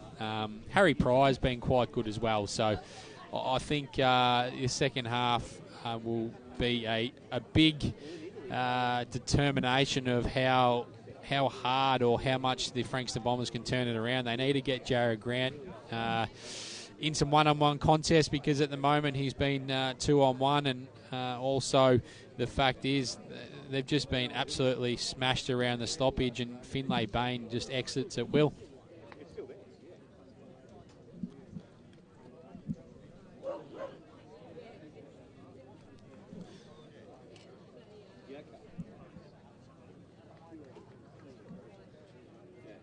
We're not far a start off here in the third quarter.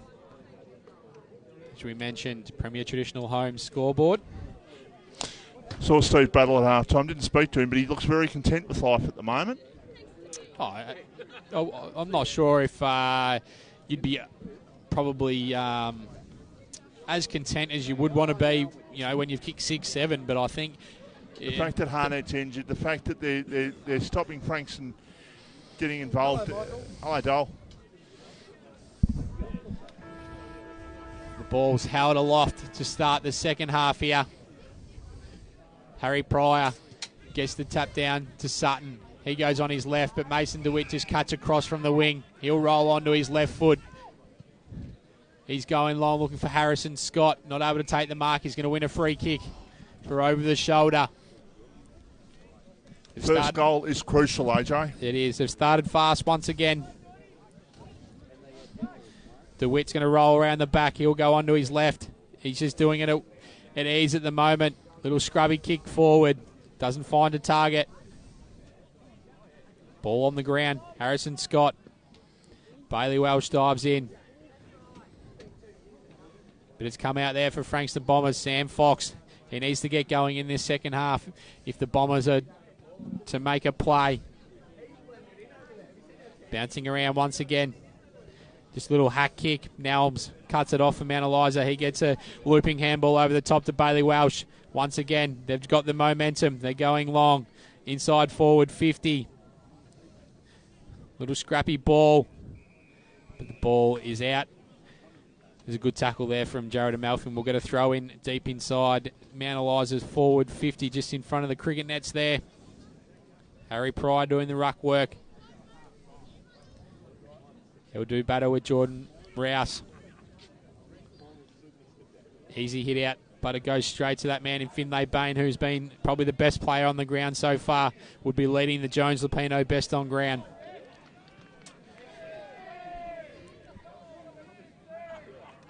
It looks like a free kick's been given. It looked like an easy mark to Chapman, but a free kick has been given here to Fraser Phillips. So this is not the start that the Frankston Bombers wanted.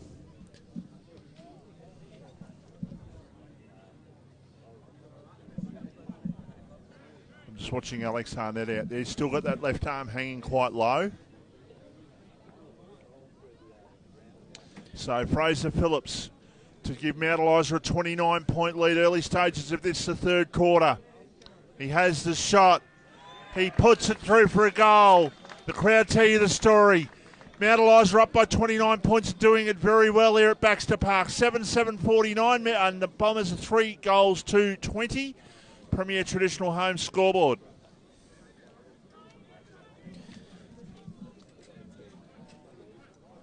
Just seen Tom Kelly doing a few run-throughs on the bench. He was on the bench leading into half-time, so he looks a little sore, but I think he'll continue on. Fraser Phillips has his second in the day. Ball thrown up in the middle. Harry Pryor winning an easy hit out. Goes to Sutton, then to Fox. He goes out looking for the player there in Seth Harris, but it's escorted out, and we'll get a throw in on the far side here. Greg Beck Oval. Still think Jared Grant's Bridgestone Select contender for goal of the day. Kingsbury. He tries to break through, and he does. He's going to go inside forward 50 looking for Haratuku. He can't take the mark, but he butters up. Quick kick from Fox is smothered. And it's gone out of bounds, and we'll get a throw in inside the Frankston Bombers forward 50. Well, on the footy show this morning, what did I say? Coringal needed to win. If Coringal don't win today, they're gone. They're 1 point behind at the moment, but they are having a crackerjack game, a ding-a-ling game with the Somerville side 56-55. That one, AJ. That's good that they've brought their attacking prowess, Vossi. Good to see both sides having a bit of a crack there. So sounds like a really good game there at the Jones Road Oval in Division 2. 4.5 minutes into the third quarter here in the Division 1. The RPPFM, the Battery Water Mornington match of the day. It is a 29-point lead to Mount Eliza. And the umpire's given a free kick for holding the man. We'll come back here to Mount Eliza. They will go forward once again, a hand pass off, and they can just trot off. Shocking kick. That was a laid-back, nothing kick. It was, wouldn't even call it a shank. It was just a Shizen kick. It really was. Now, Bombers with the opportunity now to come back forward. And can't put the pressure on the left side of the body there. He tried to outwit Shane Tennant, did Alex Arnett from behind, but Tennant was too good for him. He's turned it over, though, Vossi. He has, and he's turned it over to old Spindle Shanks. In Jared Grant, who's kicked 1 goal this afternoon. They need Jared Grant to stand up here to get back into this game, the Bombers. He's kicked 1 goal. He kicked the first goal of the game. He's 40 metres out. He's at right half forward flank. He has the shot. He has put it through for a goal. Much needed goal for the Bombers. Can that inspire something of a comeback by the home side? It's 4-2-26, the Bombers. 7-7-49, Mount Eliza. We've played 6 minutes in the third quarter. Premier Traditional Home scoreboard. Good goal. Did what he had to do, Vossi, didn't he? Did what he had to do, so this is a vital time. The winner obviously goes 4 points clear of the other one on the ladder, so it's an 8-point game. So the umpire brings the ball back to the middle. Up to the two, Ruckman. Pryor was beaten, but a high kick forward for Frankston towards centre half forward. And Tennant went with the one hand. Alex Harnett put some pressure on him there. Might have interfered with not to be. He gets the feed out, but only goes as far as the attacking 50. Now quick kick around the corner. Looking there at half forward for Jared Grant, who just stood there and watched it. Now the kick goes out towards half back. It's 1-on-2 in favour of Mount Eliza. Frankston have just got to try and win it out here, and they do. They keep it inside, well, not inside their attacking area, just outside the 50. In fact, about 60 out from the goal they're attacking. They trail by 23 points on the scoreboard.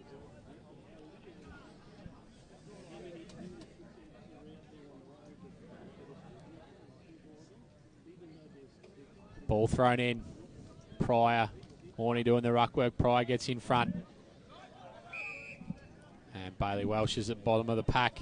We'll get another stoppage just outside the forward 50. Two ruckmen go at it again. Hammond trying to break through. He can't do so.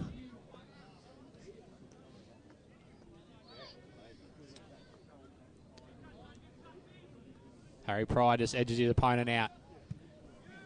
Sam Fox, clearing kick, goes deep inside forward 50.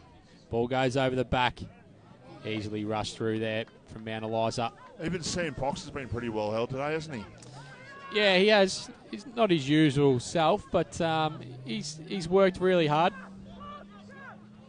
Not his dominant self, but the former league best and fairest winner. That was a good kick for distance. Just didn't work out to be a goal for them, but they're trying to hang in here, the Bombers. They're trying to hang tough. Alex Arnett clearly hampered with a left arm injury. And Mount Eliza have just got to try and answer the challenge. Keep this lead until three-quarter time. They'll look very good ending into the last quarter. We've still got plenty of time to go in this game.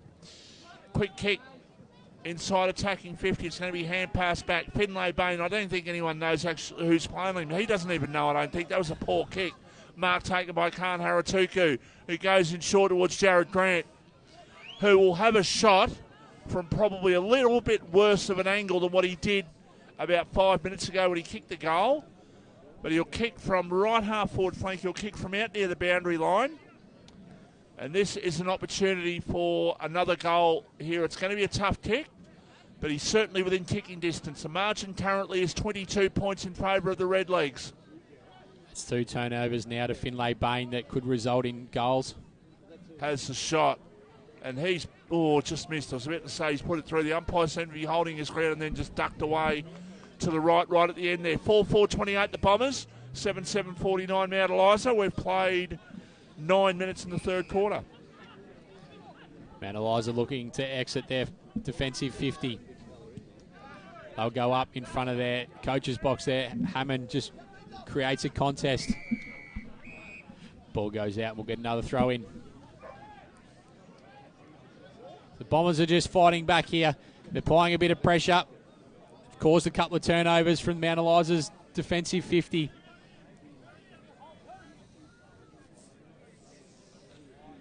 Two rucks are going to do battle once again. Pryor getting an easy tap out, looking to get to advantage. And we'll get another throw in. Ball has not moved.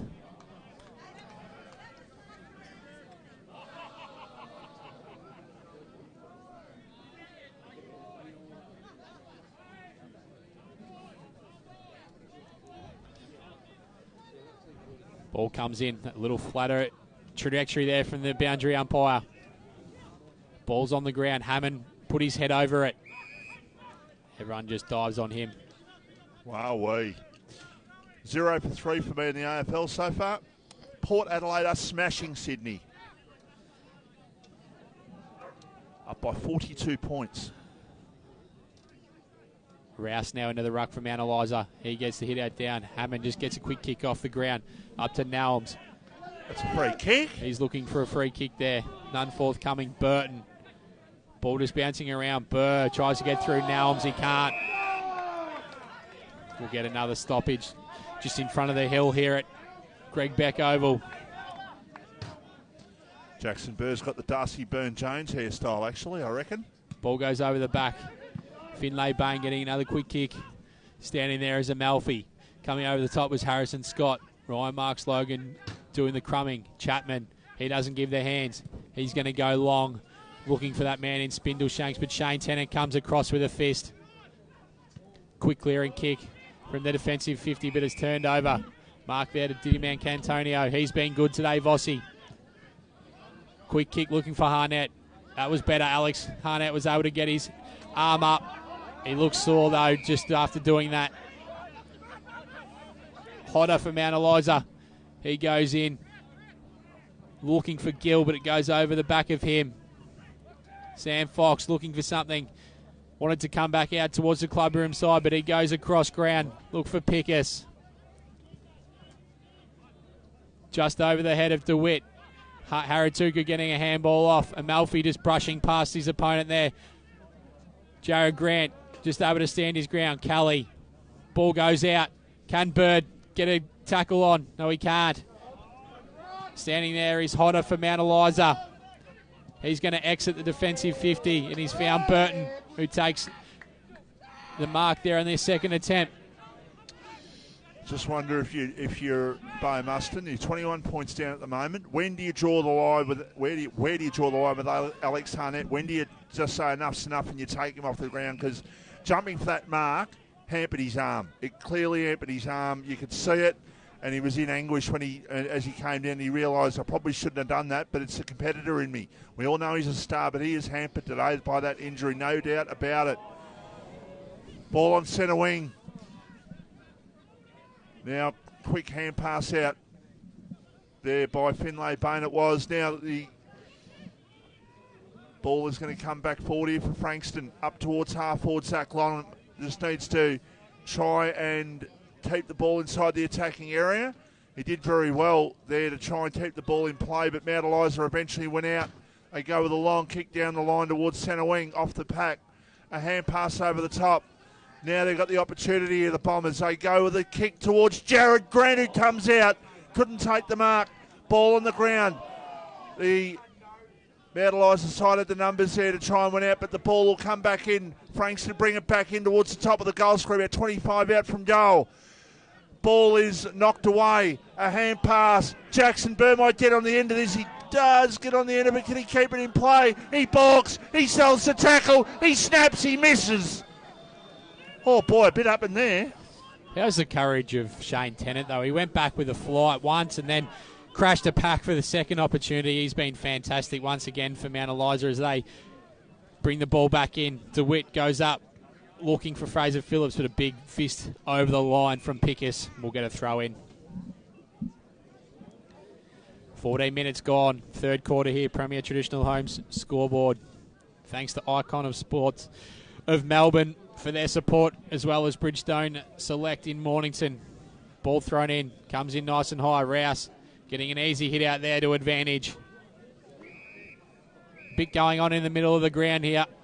And the free kick's been awarded to Chapman, Frankston Bombers.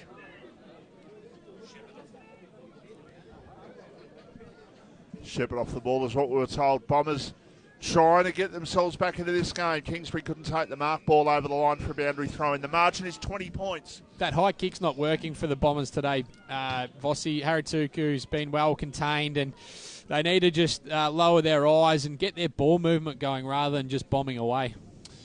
Yeah, that is true, but they've put a fair bit into this third quarter, the Bombers. How much have they got left in the last quarter? That's going to be the big question, because right now they are really trying their guts out there to try and get this margin back to a manageable level. It's at 20 points as it stands right now. We are 15 minutes into the third quarter. A quick kick by Kingsbury around the corner towards Tennant and Harnett. Harnett just beaten by Tennant there. The ball goes over the line right next to the Frankston goal. Ball about 5 metres out from the Frankston Bombers goal now. Can Big Khan get into a position here where he can maybe take it out of the contest and maybe snap a quick goal out of this? This will be what he's trying to do. He gets it over the top. He found a teammate who snapped a goal, but it went through for a goal, but it was actually touched off the boot. They were celebrating it too, but then they realised what had happened. It went straight through the middle, which is a great kick. It was great set play there by Khan Haratuku there, AJ. Sorry, Vossi was just getting a score in, and Seaford have gone ahead in that game against Devon Meadows. So Luke Hodge currently not able to help Devon Meadows in the lead at the moment. Seaford 53, playing Devon Meadows 3-4-22. So if they go down with the services of Luke Hodge, it will be very disappointing for Devon Meadows. Very much so. It'll continue Seaford's amazing streak, won't it? It will. Ball goes up for Mount Eliza. They look inside their forward 50. Just goes over the top there. A free kick has been given for too high and will go the way of Frankston Bombers. Crago got a few scores from around the ground at the moment. Yeah, 1 point game. Karingal back in front of Somerville. Langwarren 83, Hastings 22. Mornington 45, Crib Point 40. Pearsdale 62, Chelsea 31. You mentioned that Seaford of 53, Devon Meadows 22. And we will quickly see if we can bring up the DIV1 scores for you if we Just can. Before you've got that, Crago, and guys, I'll put the question out. If Seaford win and knock off Devon Meadows at home, are they pushing their way into being a contender this year? Well, they certainly go above Devon Meadows, don't they? They'll be on a 7-run winning streak. After losing the first 3. Yep. And we all thought that they probably would slide down the bottom of the ladder with all their exits, and they've been fantastic, led by Zach Vansittart. Yep, 100%. Bond Beach, by the way, well in front of Eddie Asp, and just that last score we had through, Frankston 55 points up on Pines. You mean Stone Cats? Sorry, the Stone Cats, yes. Sorry. So the ball's just locked up on the far wing here. 7-7-49, Mount Eliza leading Frankston Bombers 4-6-30. 18 minutes gone in the third quarter. What can Frankston do here? Can they mount another charge and kick another goal leading into three-quarter time? That ball goes wide. They're going to clear Mount Eliza. They go up looking for Harrison Scott. He takes an easy chest mark, but he's just done his hammy there. You could hear it. Well, he grabbed at it. He grabbed his hamstring. Yeah, and he yelled. Doubt. But he's ran off, maybe a little bit of cramp. It's very odd because he certainly made a noise and grabbed at that hamstring, Michael Voss. Yeah, left hamstring it was. So we've got a bit of an arm wrestle happening here with these two sides. Mount Eliza looking to try and get a goal just to break that margin back open a little bit. Bombers looking to try and bridge the gap. Ball is knocked forward for the Bombers, but it's going to be taken here from Mount Eliza. A hand pass ends up with Kelly. Ball in the centre half forward area for Mount Eliza. A free kick. Jackson Burrow, That's long not kick. A great kick. But Wasn't Mount the Eliza greatest guys of looked at kicks. each other. The ball is kicked off the ground out towards the line. Alex Harnett running after it, but he can only tackle one-handed, so easily get around him if you have to. At the moment with that arm injury that is hampering, as we've said countless times in this third quarter. Another hand passing their away here, Mount Eliza, with a long kick down towards half forward. Going back was the Frankston defence. Now the quick kick towards full forward. I tell you what, he's definitely hampered there is Harrison Scott. He can't run. He cannot run, AJ. He is hampered. So they've got one player injured on both sides, it seems. Short pass, not a great kick, and Shane Tennant just doing what he wants. He takes the mark. He sets it up. He goes with a kick towards the centre of the ground. Now the ball is at a half forward. And they can play on here, Mount Eliza. They do towards the player in Bailey Walsh, who's got it at right half forward flank. Next goal vital. Who's going to knock that next one through the middle? That's a poor kick by Bailey Welsh off the side of the boot. It goes through for a behind. So Mount Eliza up to 7.850. Bombers are 4.630.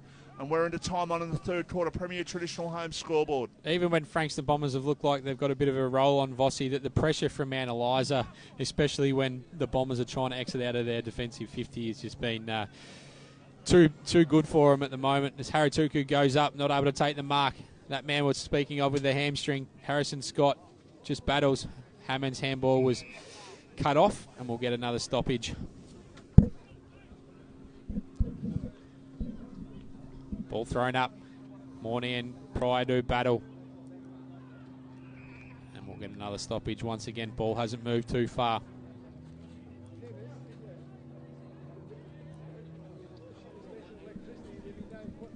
Pryor just looking to go to advantage, but he can't do so. And we'll get a throw in right near Bo Muston's coaching box.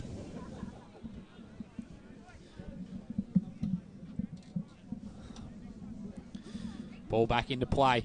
Harry Pryor, he has been dominant in the ruck. I don't reckon he's lost the hit out in there yet, Vossi. He's had a good game. But the midfield for Frankston has been well beaten by the Mount Eliza midfield at this stage. So need a goal here, do the Bombers, but Frankston looking to defend now. The opportunity now for the player there, Jeremy Burton, who's got it. He goes in short with the kick, and the mark has been taken. And it's been taken directly in front of goal, about 45 metres out. And the player has got it out there. I'm just trying. Mason DeWitt. It is Mason DeWitt with the ball. So he will cross the 50 now. Doesn't waste too much time. He has the shot. He puts it through for a goal, and that is a huge goal in the context of the game. Mount Eliza are out by 26 points just on three-quarter time. 8.856. Frankston 4.630. And that is on the Premier Traditional Home scoreboard. Craig, have you got some more scores from around the ground? Nothing much has changed since our last little update. Pearcedale still well in front of Chelsea. Mornington now 11 points up on Crib Point. Lang Warren are 75 points up on Hastings. It's a 4-point gain. Somerville back in front over Kringle, 74-70. And Seaford still 30 points up on Devon Meadows. Ball thrown up in the middle. Harry Pryor getting the tap down to Sutton. He gets the clearance. He goes inside forward 50, needing to find a target. And Harry Tuku, but he was a little bit deep. Finlay Bain. He goes on his left. He's going to look for Bailey Welsh. Just gets the ball out in front. He's trying to run onto it. He can't do so. Lays a big tackle. Great pressure from Mount Eliza out on the wing. Burton. They just keep cutting off those little handballs from the Bombers at the moment. Michael Voss. They move it forward just in front of the scoreboard here. Mount Eliza supporters will be pretty happy. 8.856. Frankston Bombers 4.630. Nearly 24 minutes gone. Premier Traditional Home scoreboard. We've got all the answers at the moment to the Red Leagues. Can Frankston offer something before three-quarter time? There's a short pass, but it's taken away from Mount Eliza, and they go inside attacking 50, going up with a big jump. That's interference, surely, yes, and it's a free kick to Frankston. Virtually last line of defence here for the Bombers, who need a goal. Reckon this lead, if Mount Eliza go with this lead, I don't reckon they'll get beaten. I reckon Bombers have to kick one in the next 60 or 90 seconds if they're going to be a chance in this game, in my opinion. The crowd just aren't getting involved, and they need them involved. They might get an opportunity here. They load up now, high kick towards half forward. Need to compete hard here, but that's a good mark. Good mark in defence taken from Mount Eliza, and it was taken by Joseph Watts, who goes in short. He's got a teammate there in Tom Telly who's got it. Now kick to Finlay Bain. Is anyone going to go near him, Vossi? They won't. And no wonder he's picking up 35 a week. He is just racking them up. Just racking and stacking. And I reckon he's just got that sort of flowing hairstyle out there, which will attract the umpire's attention come the end of the year and on Best and Fairest night, AJ? Absolutely. As Frankston looks to go down the line, Longham, Shane Tennant intercepts. Quick handball by Kelly over to Hodder, to that man in Finlay Bain. He goes inside, forward 50, and he's found a target. And look at Finlay Bain just go for a second effort. He's tackled though. Welsh, handball out wide to Gill. Can he kick another goal? No, he can't. Not the real long flowing here, but it's certainly got the locks that you can tell. Nearly 26 minutes gone. Mount Eliza, 8-9-57. Frankston Bombers 4-6-30. They need something here, Frankston. Yeah, I don't think it's happening for them at the moment, but I think we both agree Finlay Bain is BAG at the moment. Yeah, I can't think of anyone else that would go near him, although they've had some good contributors from across the whole ground, Vossi, but he's just been a standout. As has that man, Shane Tennant. Another great intercept mark from him. He's going to go in and kick into the pocket, but he's turned it over. Standing in the hole was Pickus. He'll go out looking for Harnett or Chapman. Chapman takes the mark. Probably good. You can see Harnett still just holding that elbow there. Looking up the line, looking for Haratuku or Longham. No one can take the mark. Quick hands from Haratuku. Putting his head over the ball was Kelly. That's a big tackle there from Longham. Bit of how do you do here, boys. The Mount Eliza supporters not happy. Tennant and Kingsbury in the ruck. Ball will be thrown in.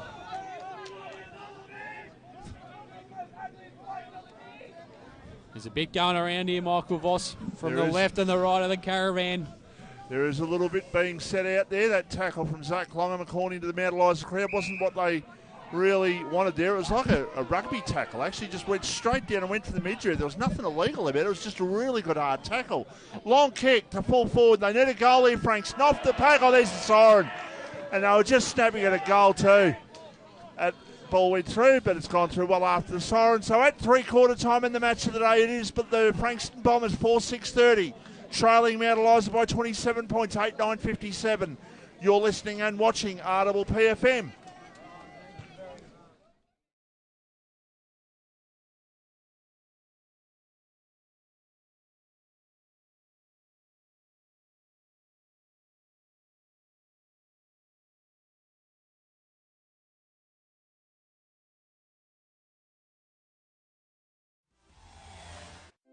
Everyone knows Australia has 4 big banks, but the 5th biggest retail bank is snapping at their heels. It's a bank that's been around for over 160 years, can be found in over 500 locations nationwide, looks after over 1.8 million customers, and is regularly voted one of the most trusted brands out of all the thousands of brands in Australia. Who is this fantastic number 5? Yep, it's Bendigo Bank. The better big bank. More and more people with a taste for quality are shopping at Eliza Meats. Kevin and his lean team pride themselves on the finest cuts, from juicy steaks and roasts to high-grade mince and sausages. And Eliza Meats are the gourmet specialists. Inquire about Eliza Meats Spit Hire. Phone 9787 4473 for a mouth-watering meal fit for a king. It's all at Eliza Meats. See our sponsor Kevin at Eliza Meats, 112B Mount Eliza Way, a station sponsor. Need your property painted, but you don't want to just trust any painter with your asset? Give Wow Factor Painting Solutions a call. We're based on the Mornington Peninsula and specialise in high-quality painting solutions. We are proud members of the Master Painters Victoria and the Dulux Accredited Program. For a free quotation, visit wowfactorps.com.au or call 0475 448 285. Wow Factor Painting Solutions, a station sponsor. Battery World now open in Mornington. We know batteries. We know our 75 D23Ls from our DIN 65 LHs. And we know which is best for you. We have the range and a spark no one else can match, because we live and breathe batteries. Those beautiful boxes and cylinders that power our lives and our passions. That's why we're the batteryologists. We're Battery World. Battery World Shop 1, 43 Mornington Tyre Road, Mornington. At SJS Accounting Strategies in Mornington, our mission is a simple one: to make running your business easier. To get money-related challenges out of the way so you can focus on growing your business. It doesn't matter which business sector you're from, our commitment to helping you grow will be exactly the same. Why? Because our team loves helping businesses achieve their goals. Contact SJS Accounting on 5975 0488 or visit www.sjsaccountingstrategies.com.au. A station sponsor. Dreaming of a cold beer poured straight from the tap? Tar Barrel Brewery and Distillery, located on Watt Road in Mornington, is open Wednesday to Sunday, offering craft beers and spirits produced on site, with local wines and cocktails also available. Come down and enjoy one of their famous wood-fired pizzas in the beer garden. A local taste experience. Tar Barrel Brewery and Distillery, the spirit of local. tarbarrel.com.au, a station sponsor. Here at Bridgestone Select, it's our job to keep you moving with the right advice. A great range of products and service you can count on. So when it comes to tyres, when it comes to auto care, come to Bridgestone Select for service that moves you.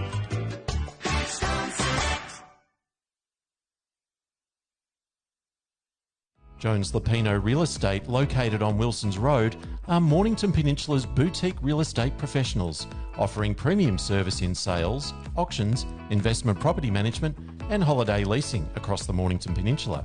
Contact Jones Lapino for the very best in client experience on 5975 5593 or visit joneslapino.com.au, a station sponsor. Established in 1988, Progress Signs has been servicing the local community for 30 years. Located on the Mornington Peninsula, they are the #1 destination for all your signage needs, specialising in a variety of signage from vehicles to shop fronts, occasional and corporate events, short-term, long-term and everything in between. If it's signs you need, be it large or small, Progress Signs is the place to call. Available 24/7 at progress-signs.com.au or call the team on 5975 9188. Thinking signs? Think Progress Signs, a station sponsor.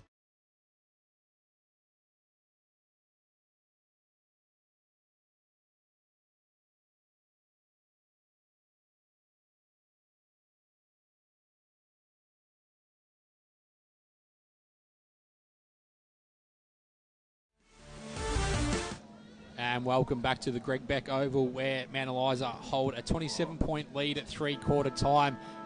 Our man Peter Susevich is down in the middle of the huddle, and he's going to try and get an interview with the Mount Eliza coach, Stephen Brattle. He's just making his way into the middle of the ground.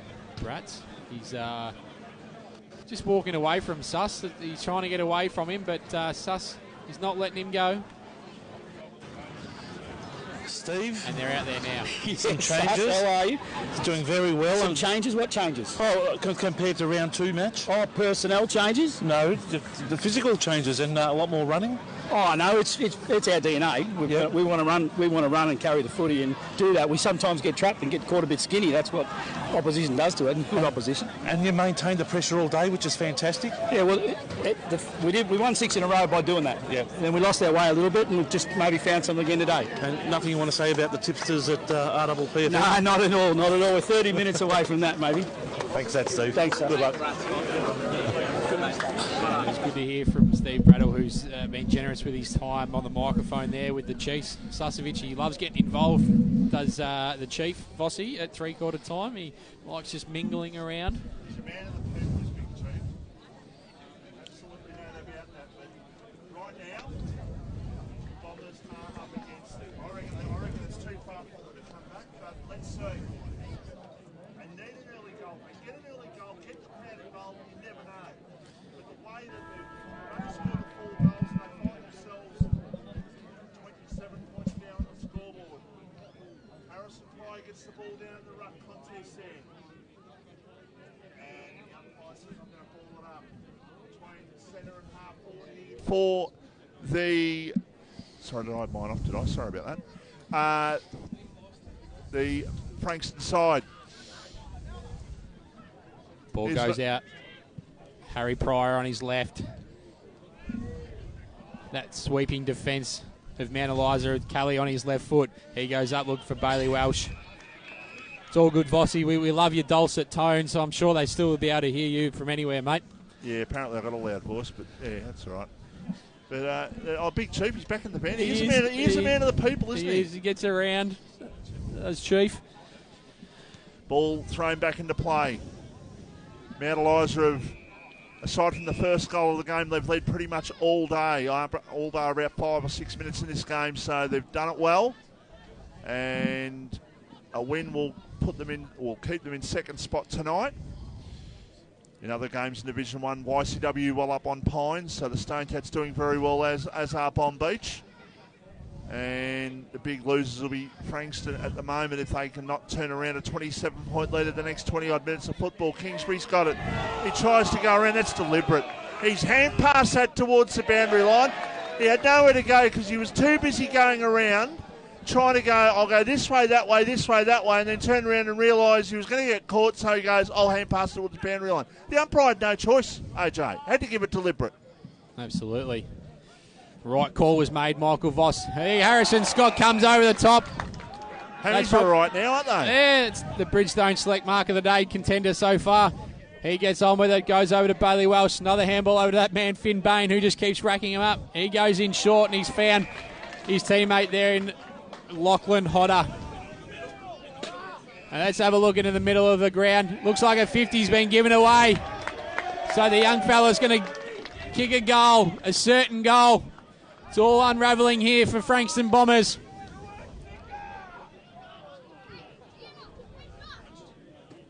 Undisciplined, and now he's just taken a dive.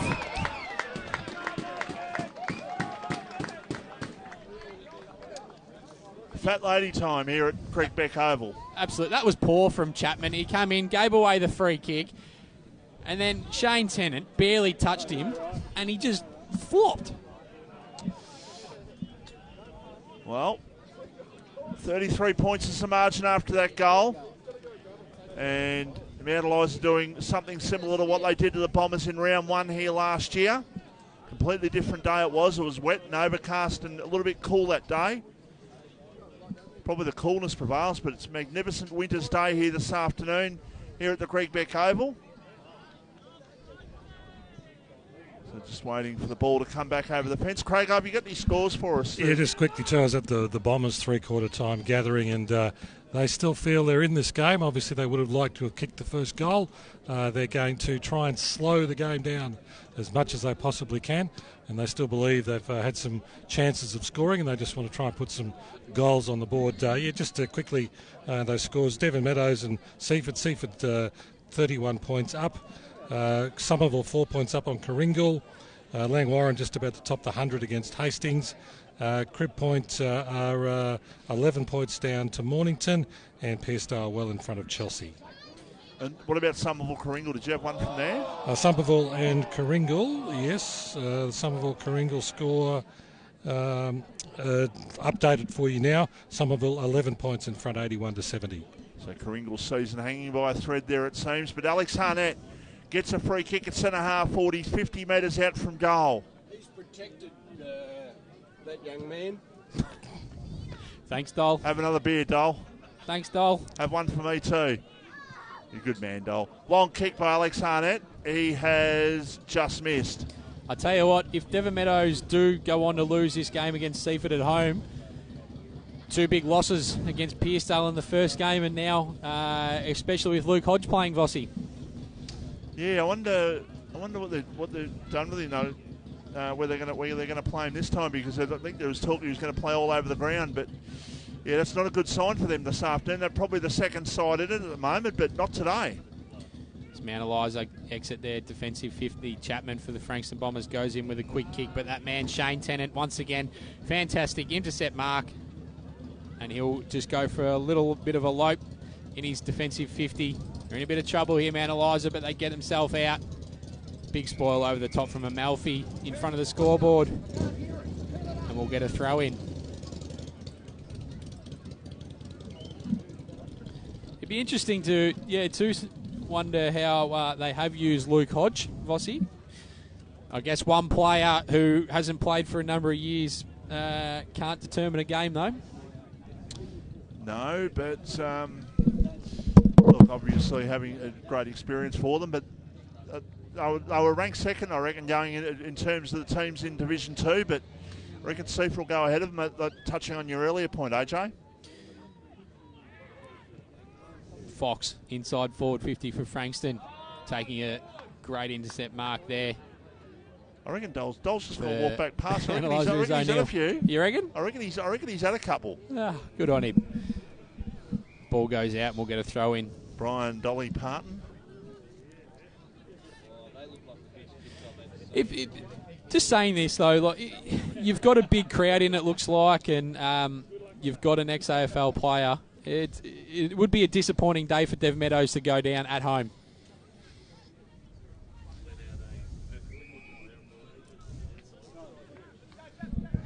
What are you thinking, Michael Voss? Well, I think that's probably a fair way of looking at it. They've probably left out someone who probably has been playing quite a bit to fit in someone for a champion player, Luke Hodge. But is he an ex-Lions player, Vossi, or an ex-Hawk player? Oh, come on, Craigo. Well, he's most recent, and he's not impacting on the game. He might be an ex-Lions player. He's a four-time premiership player at Hawthorn. Seaford had just kicked another goal. They're 10-5-65.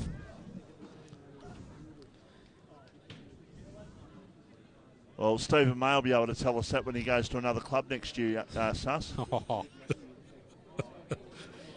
As Callie steps around his opponent, he goes on the left, up towards the wing, looking for Scott, who took the contender for the Bridgestone Select Mark of the Day. Jared Grant will be probably leading that Icon Sports of Melbourne goal of the day, Vossi. Yeah, definitely, and Finlay Bain definitely leading the award for the meat tray this afternoon. The magnificent meat tray, and I'm surprised you brought it down from Mornington. I thought you would have done a quick detour past your house and just dropped it in. I could tell you, so it was brought out, and the Mount Eliza players were about to head into the room to get changed when I arrived with it, and they looked at it and go, "Oh, that's a great meat tray." Well, they've fired up with that, fired up with Finlay Bain leading the way for that. I reckon they'll have a nice feast tonight. Could feed quite a few, it seems. Ball over the line for a boundary throw-in. 32 points as a margin. We've travelled 8 minutes in the last quarter, and Mount Eliza doing it comfortably here at the Greg Beck Oval. And for the Bombers, doesn't get any easier the next 2 weeks. Sorrento and YCW. Massive 2 weeks coming up for the Bombers. They've got to, I'm assuming they go down today, they've got to win one of those next two. If they win one, that gets them to 7. And then they probably, if you go by what they did earlier in the season, they will win most of their last 6 games. So it's interesting. Still got a long way to go, but it's going to be a good side missing out, it seems, on the finals, and Mount Eliza have now put themselves back in contention. And our mate Daz is not here today. Was he the one that said Mount Eliza are cooked? Yep. He did say that this morning, didn't he? Yeah. Although we probably all did pick Frankston Bombers, but we certainly weren't of the opinion that Mount Eliza were cooked, Vossi, that's for sure. No, certainly we're not. So Dev Meadows have just kicked another goal, so they got their 5th of the day. Ex-Lions player might have kicked it. Yeah, ball thrown in. Great roving work from Didyman Cantonio. Harnett just overruns the ball. So does Block, and the ball's trapped in. Shane Tennant just coming up with it. He'll give it to the umpire, and we'll get another stoppage just inside the forward 50, the Frankston Bombers. Haratuku to do the right work. Nelms probably should have been awarded a free kick there, but it wasn't coming. Cole. He goes over the top. Malfi runs onto it. He gets a quick handball. Sam Fox. Looking for Jared Grant. Ball just bounces in front of him. Hasn't been a great day for the Spindleshanks, not to his own doing. Vossi, the ball movement hasn't been great coming inside forward 50 for a forward. Has not. Just on the marquee player. Is that a Carlton draft marquee draft thing, or is that just No. a secondary thing that they've done? Secondary. Okay. Harry Pryor. Long left foot. Can anyone take a mark for the Bombers? No. Can anyone rove it? Only Mount Eliza can. They get a quick clearing kick. Harrison Scott comes at the ball. So does Sam Drake. That's a great tackle. Harry Pryor. He goes long once again. Good mark. Very good mark coming across the face of the pack there, and Frankston with a chance to line up for their 5th goal for the afternoon, and it's Ryan Marks Logan who has kicked one of their goals, normally a defender, but he's lining up for his 2nd goal. He will kick from out in front of where Beau Muston is situated this afternoon. So Ryan Marks Logan has the shot. He puts it through for a goal. Frankston have their 5th. They're 5-7-37. Mount Eliza are 9-9-63, and we've played 11.5 minutes in the last quarter. Probably 14 or 15 minutes to go in this game. They need 5 goals. Highly unlikely, but you never know. Yeah, I think this one's probably well and truly done. Vossi. Crago mentioned they wanted to slow their play up. They just haven't done so. Although they've taken a mark there with Marks Logan and he's gone back and kicked the goal, but they just continually bomb away looking for Haratuku or Grant. They needed to slow the ball movement down and get Jared Grant in a 1-1 situation and just get out in the lead. But the defensive unit of Mount Eliza has been fantastic. As Haratuku, big leap, gets the tap down, block going past for the Bombers. He drops the ball.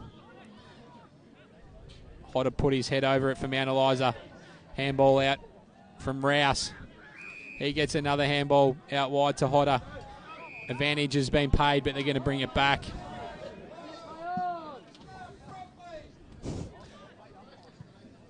We can hear that voice, Dolly Parton, Vossi. Can tell you boys finally got a score through from Rye Tyab. Rye 30 points up over Tyab. Well, okay, I'll go on record. I did pick Tyab this morning. I picked Rye. Wasn't the greatest of moves on my part, it seems. Mount Eliza up by 26 points here in the match of the day. We've played 13 minutes in the last quarter. Long kick towards Max Mornay. Couldn't take the mark. Ball on the ground. Inside attacking 40 here for Mount Eliza. The umpire says I'm going to ball it up. And so, I'll give you a bit of an idea how the ladder might shape up at the end of the day. But I think that the Bombers will definitely drop out of the 3rd. I think they might even go as low as 5th on the ladder, but we'll have to check that out. So a couple of updated scores, Vossi. Pearcedale 9-8-62, Chelsea 5-9-39.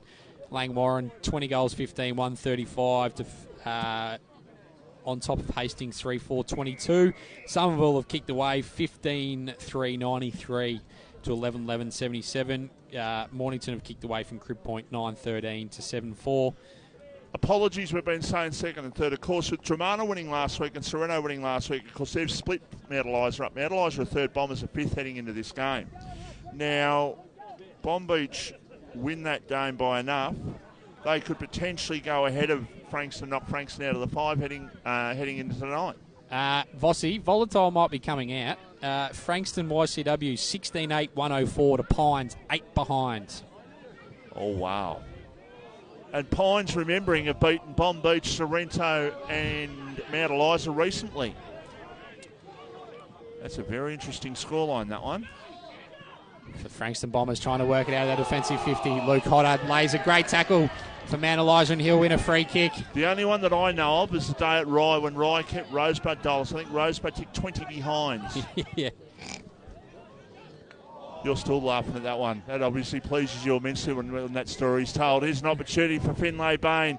A quick snap towards full forward. It's going to be marked in the square there for the Bombers by Dylan Garrett, who's got it and switches play out towards a 50-50 contest. It wasn't the smartest of kicks. It will enable them to win out eventually, but they were very lucky, actually, that they did get the ball back and they kick it out of defence. out towards the centre wing, and the ball goes over for a boundary throw. What year would that have been, AJ? I'll take a guess, probably 17, 18? Oh, Could be 16. I reckon it's probably earlier than that. Scott Beale will definitely know. Billy's listening. Billy, send me a message. You know my number. I'd love to know that because that's the only one that I know of a side in seniors has gone without scoring a goal. I could be wrong. So Devon Meadows have kicked another one, 10-6, 66 Seaford. Devon Meadows 6-4, 40. Not looking good there at the Glover Reserve for the Devon Meadows boys as the kick goes in short. There, it's taken for Frankston. They look to try and hand pass it off. The player there, Mitchell Charles, who couldn't quite pick it up, and the ball is going to be balled up once again by the umpire. 16 minutes into the last quarter, it is a 26-point lead in favour of Mount Eliza. 9-9-63 Bombers, 5-7-37. Ball comes out. Sam Fox in short. Mark taken. They can play on. They do play on through Ryan Marks Logan. He goes towards Jared Grant, who takes the mark. That's the sort of play they have been wanting, Vossi. Haven't been able to do it. Credit to Mount Eliza, have been stopping Frankston from playing the game they want to throughout the afternoon. And Jared Grant looking to go back and put the sixth goal on the board. He has the shot. That's a poor kick. It goes across the other side of the goals for a 1 point only. 5-8-38 plays 9-9-63. It's Mount Eliza up by 25 points. Big Chief, how Mornington going? 70, only just in front. 20 points up on Crib Point. They'll get the win there. Mason DeWitt has it in the defensive 50 for his side. Don't be surprised if they make a bit of a run, boys. Don't be surprised. I'll be very surprised, Vossi. Haratuku goes back and takes a mark. He's been well held today. He goes into the pocket looking for, I think it was Longham, but not able to take the mark. Jordan Rouse. Yeah, I'm just looking to see out there. Is Alex Arnett out there, or have they rolled the dice and just said, no, we're not going to win this, so let's take him off the ground, because they've got some crunch games coming up in the next couple of weeks, AJ. Yeah, I'm not a doctor, boys, but it does appear to be an elbow injury. On the bench there. I just saw him. Say that again, Craig. I'm not a doctor, but it does appear to be an elbow injury more so than an arm injury. Yeah. Ball thrown in. 18 minutes gone in the last quarter. Pryor getting the tap out down to Kingsbury. Although not an effective handball. Kelly goes up, look for Max Morney. He's been pretty good today. He's contributed and he's worked hard in the ruck. That's a great mark there from Sam Morney. He'll go out wide. He's got Fraser Phillips who's presented out. He goes over the top. It's Van Gill. He'll go inside forward 50, looking for Zach Rouse. He's going to go over to the top. He's got Harrison Scott there, who just needs to go back and ice some time off the clock, Fossey. All Kringle have come back. They've kicked a couple of goals. 13-11-89, Somerville 15-3-93, so a close game in that one.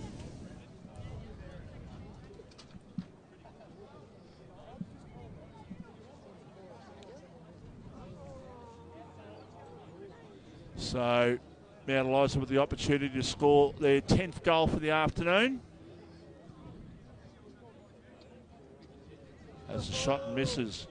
9-10-64 Mount Eliza, 5-8-38 the Frankston Bombers. And Big Chief, I tell you what, with Seaford looking like they're going to win today, they jump up into number 2 behind Langwarrin, do they, in terms of favouritism, the best side outside of Langwarrin in Division 2? Pearsdale's still in front of that, surely.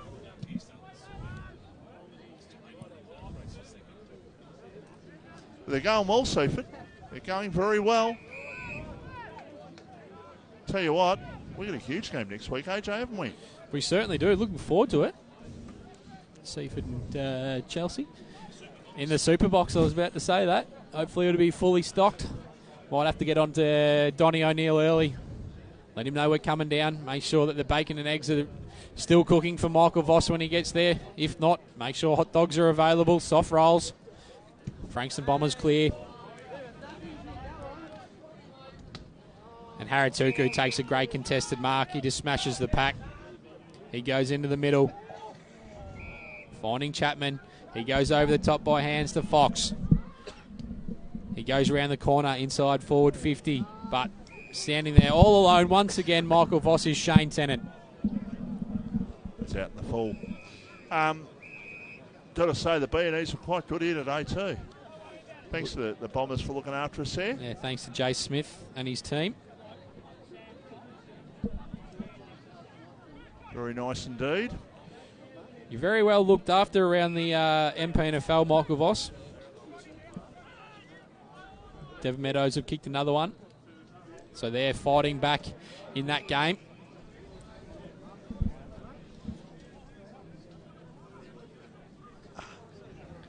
So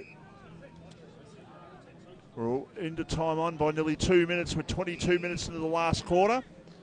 And it is a 26-point lead in favour of Mount Eliza. They're home here at the Greg Beck Oval. Kick to full forward by Jackson Burke. Ball off the pack. A chance for Jared Grant, a hand pass. Zach Longham a snap. Zach Longham a snap. He puts it through for a goal. That was a great goal. Fantastic. A highlight on what has been a very much a sad day for the Bombers. They've been very disappointing, and the injury to Alex Harnett certainly hasn't helped them, but that was a great goal. Yes, it was Vossi, Icon Sports Melbourne goal of the day contender. Is that one beating this one early from the Spindle Shanks? I think that one does beat the one early from the Spindle Shanks. So Devon are on the charge.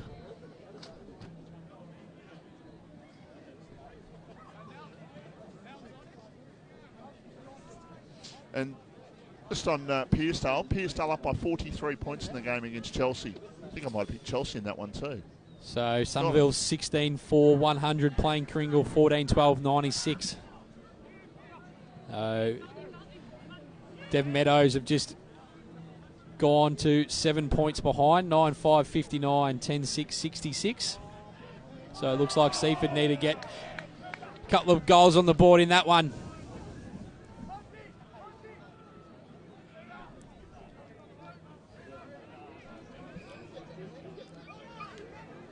And in this game, Eliza leads Frankston Bombers by 20 points. Ball goes over the back. Free kick's been given the way of the Bombers.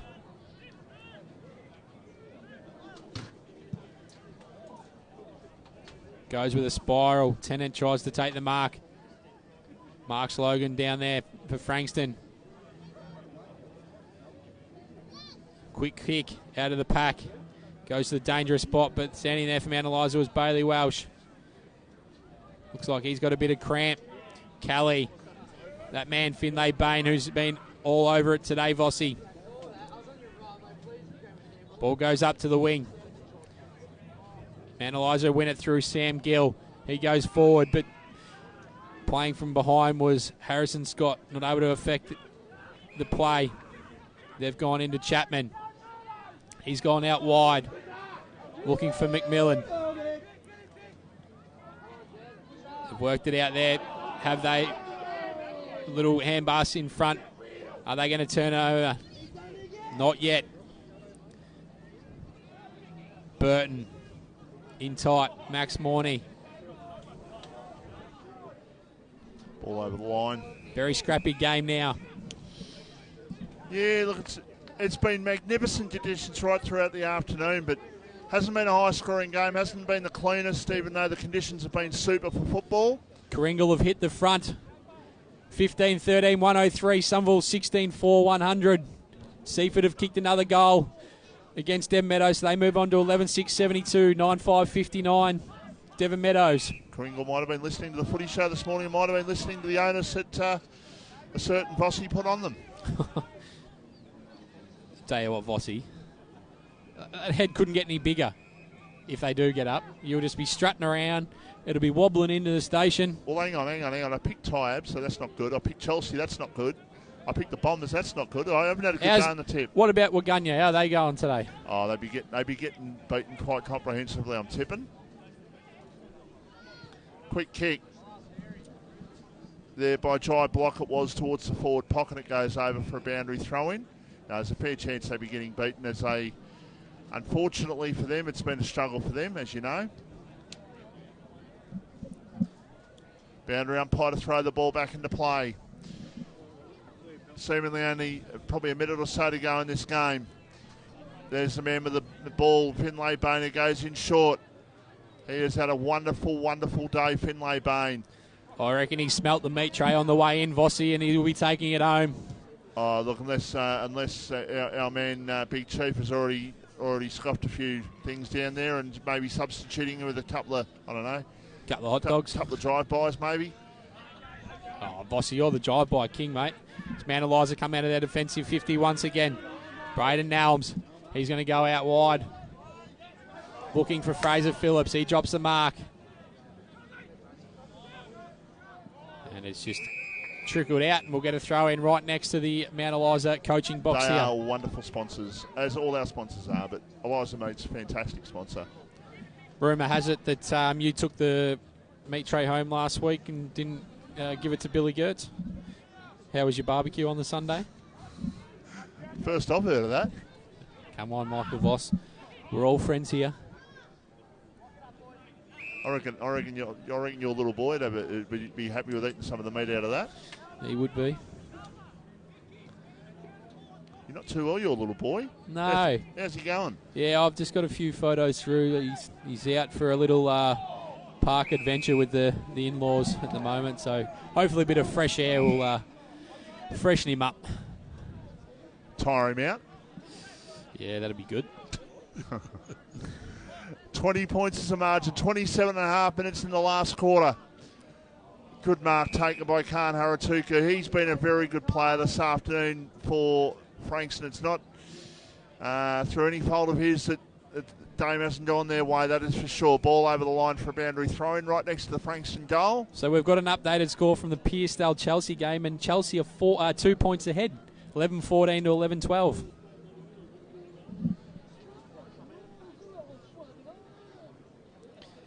Kringle 16-13, 109. Somerville 106. And Seaford 72 to Meadows 59. And Mornington involved in a close game as well at Crib Point, it seems. And pass once again by Finlay Bain over the top. They're trying to get themselves out of trouble here, Mount Eliza, but a good tackle applied. And the free kick for Frankston. That's a siren. Game over. Win to Mount Eliza this afternoon by 20 points. We'll be back to wrap things up. You're listening and watching RPPFM.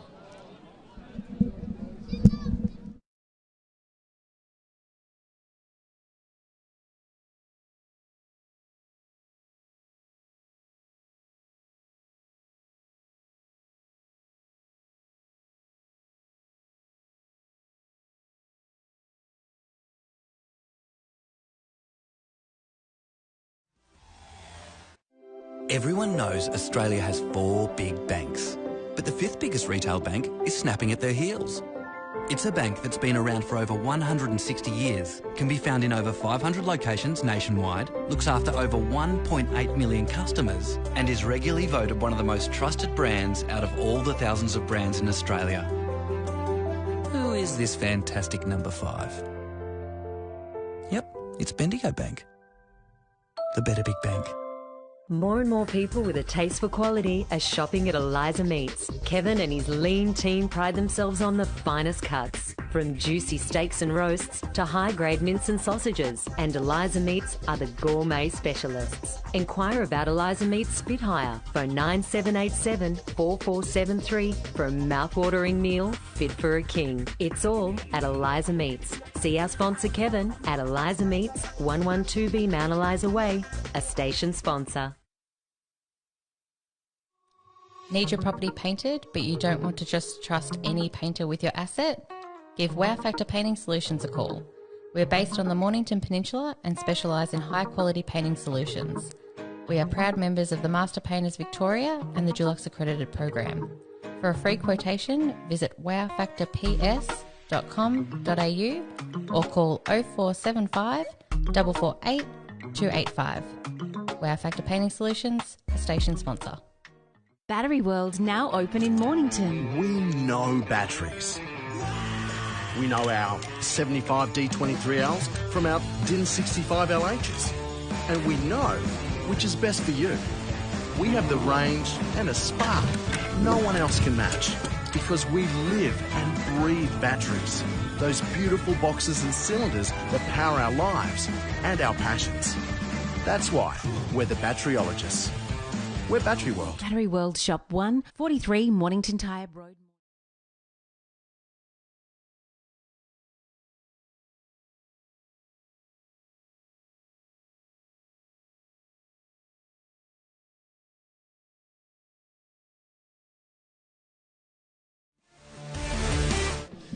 And welcome back, and we've got Peter Sausage out in the middle of the ground with Finlay Bain, who is our Jones Lapino match of the day.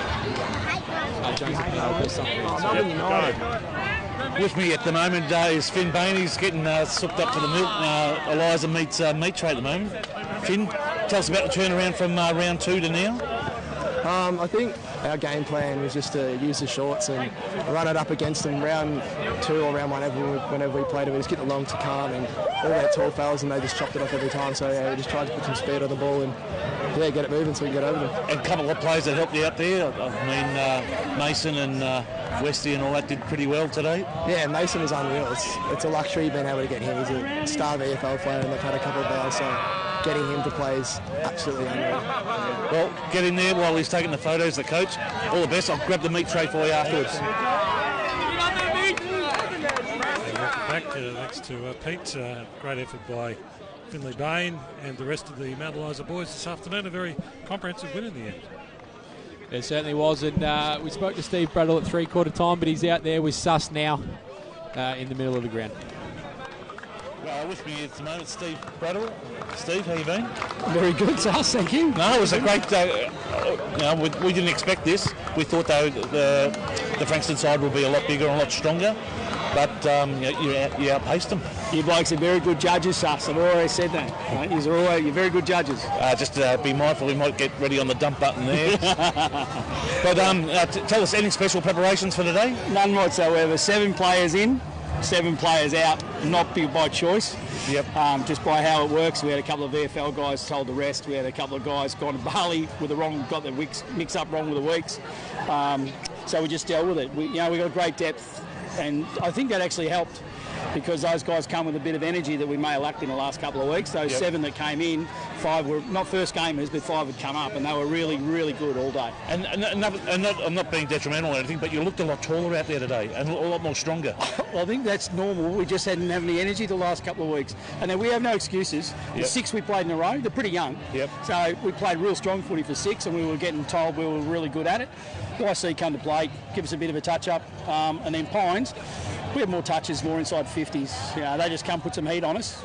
We just fumbled on the heat. I think you'd be right with Pines. They haven't kicked the goal all day today, so they're So that's but all the best for the rest of the year, and wish all team well, and hopefully carry it on to the finals. Thank you, Suss. Thanks, Steve. Fantastic. And that was great listening to Stephen Bradle after a victory here at Frankston Bombers at Greg Beck Oval, and he'll be pretty happy with another win to his Mount Eliza Redlegs. Vossi, it's been a great day for Mount Eliza, obviously running out 20-point victors, but they probably played better than that, than what the scoreboard shows. Yeah, it was sort of that. Frankston kicked the first goal of the game, and then after that, Mount Eliza kicked probably the next 5 in the game, and that ultimately was the difference in the game. They managed to keep that sort of 3 or 4 goal lead. When it got semi-close, they managed to have an answer when things were needed, and look, they've had a very good day. And well done to the Mount Eliza side on their fantastic win this afternoon. Craigo? Yep, just trying to get through some final scores if we can for you. In the DIV1 seniors, we've got Bond Beach have defeated Edithvale Aspendale 15-15, 105 to 84-52. And we're just waiting on a final score through from the YCW game against Pines. Just having a bit of trouble this afternoon getting all our scores. I'll just go to another one of our score updates and see how we're going in the DIV2. Those very close games must be very close to full time. Chelsea is still 2 points up on Pearcedale. Mornington is still 14 points up on Crib Point. It was 140 points at Langwarrin over Hastings. A final score: Coringal have beaten Somerville 16-13, 109 to 17-4, 106, and at the moment it's an 8-point game. Seaford over Devon Meadows in those close games in Div 2. Payment during the week, AJ, Coringal, for putting the onus on them. They said their season's gone. If they lose this, they've won, they continue on. Chelsea won after the siren. Braden Chappell kicks a goal, defeating Pearcedale. So it's a good win. Chelsea away. We've spoken about their form away from home, and it's been a bit up and down, but they're back on the winners list away from home. Bossy. They have, and look, we get to see Chelsea next week in a match against Seaford at Seaford. That's going to be a massive game. Like if Seaford win today, which they look like I think they're going to hang on in that game, it'll be 7 wins in a row for them, and they'll be going for 8 next week. But here this afternoon, it's been a win for Mount Eliza. They've won 9-10-64. They've beaten the Frankston Bombers 6 goals, 8-44. Mount Eliza go back into second spot this evening. The Bombers will be either 5th or 6th. But well, all that said and done, that's just about it from us, AJ. That is Michael Voss. It's been another good afternoon. Craigo and all the team, thank you very much. Steve Heath and everyone, the whole team. The man of the people.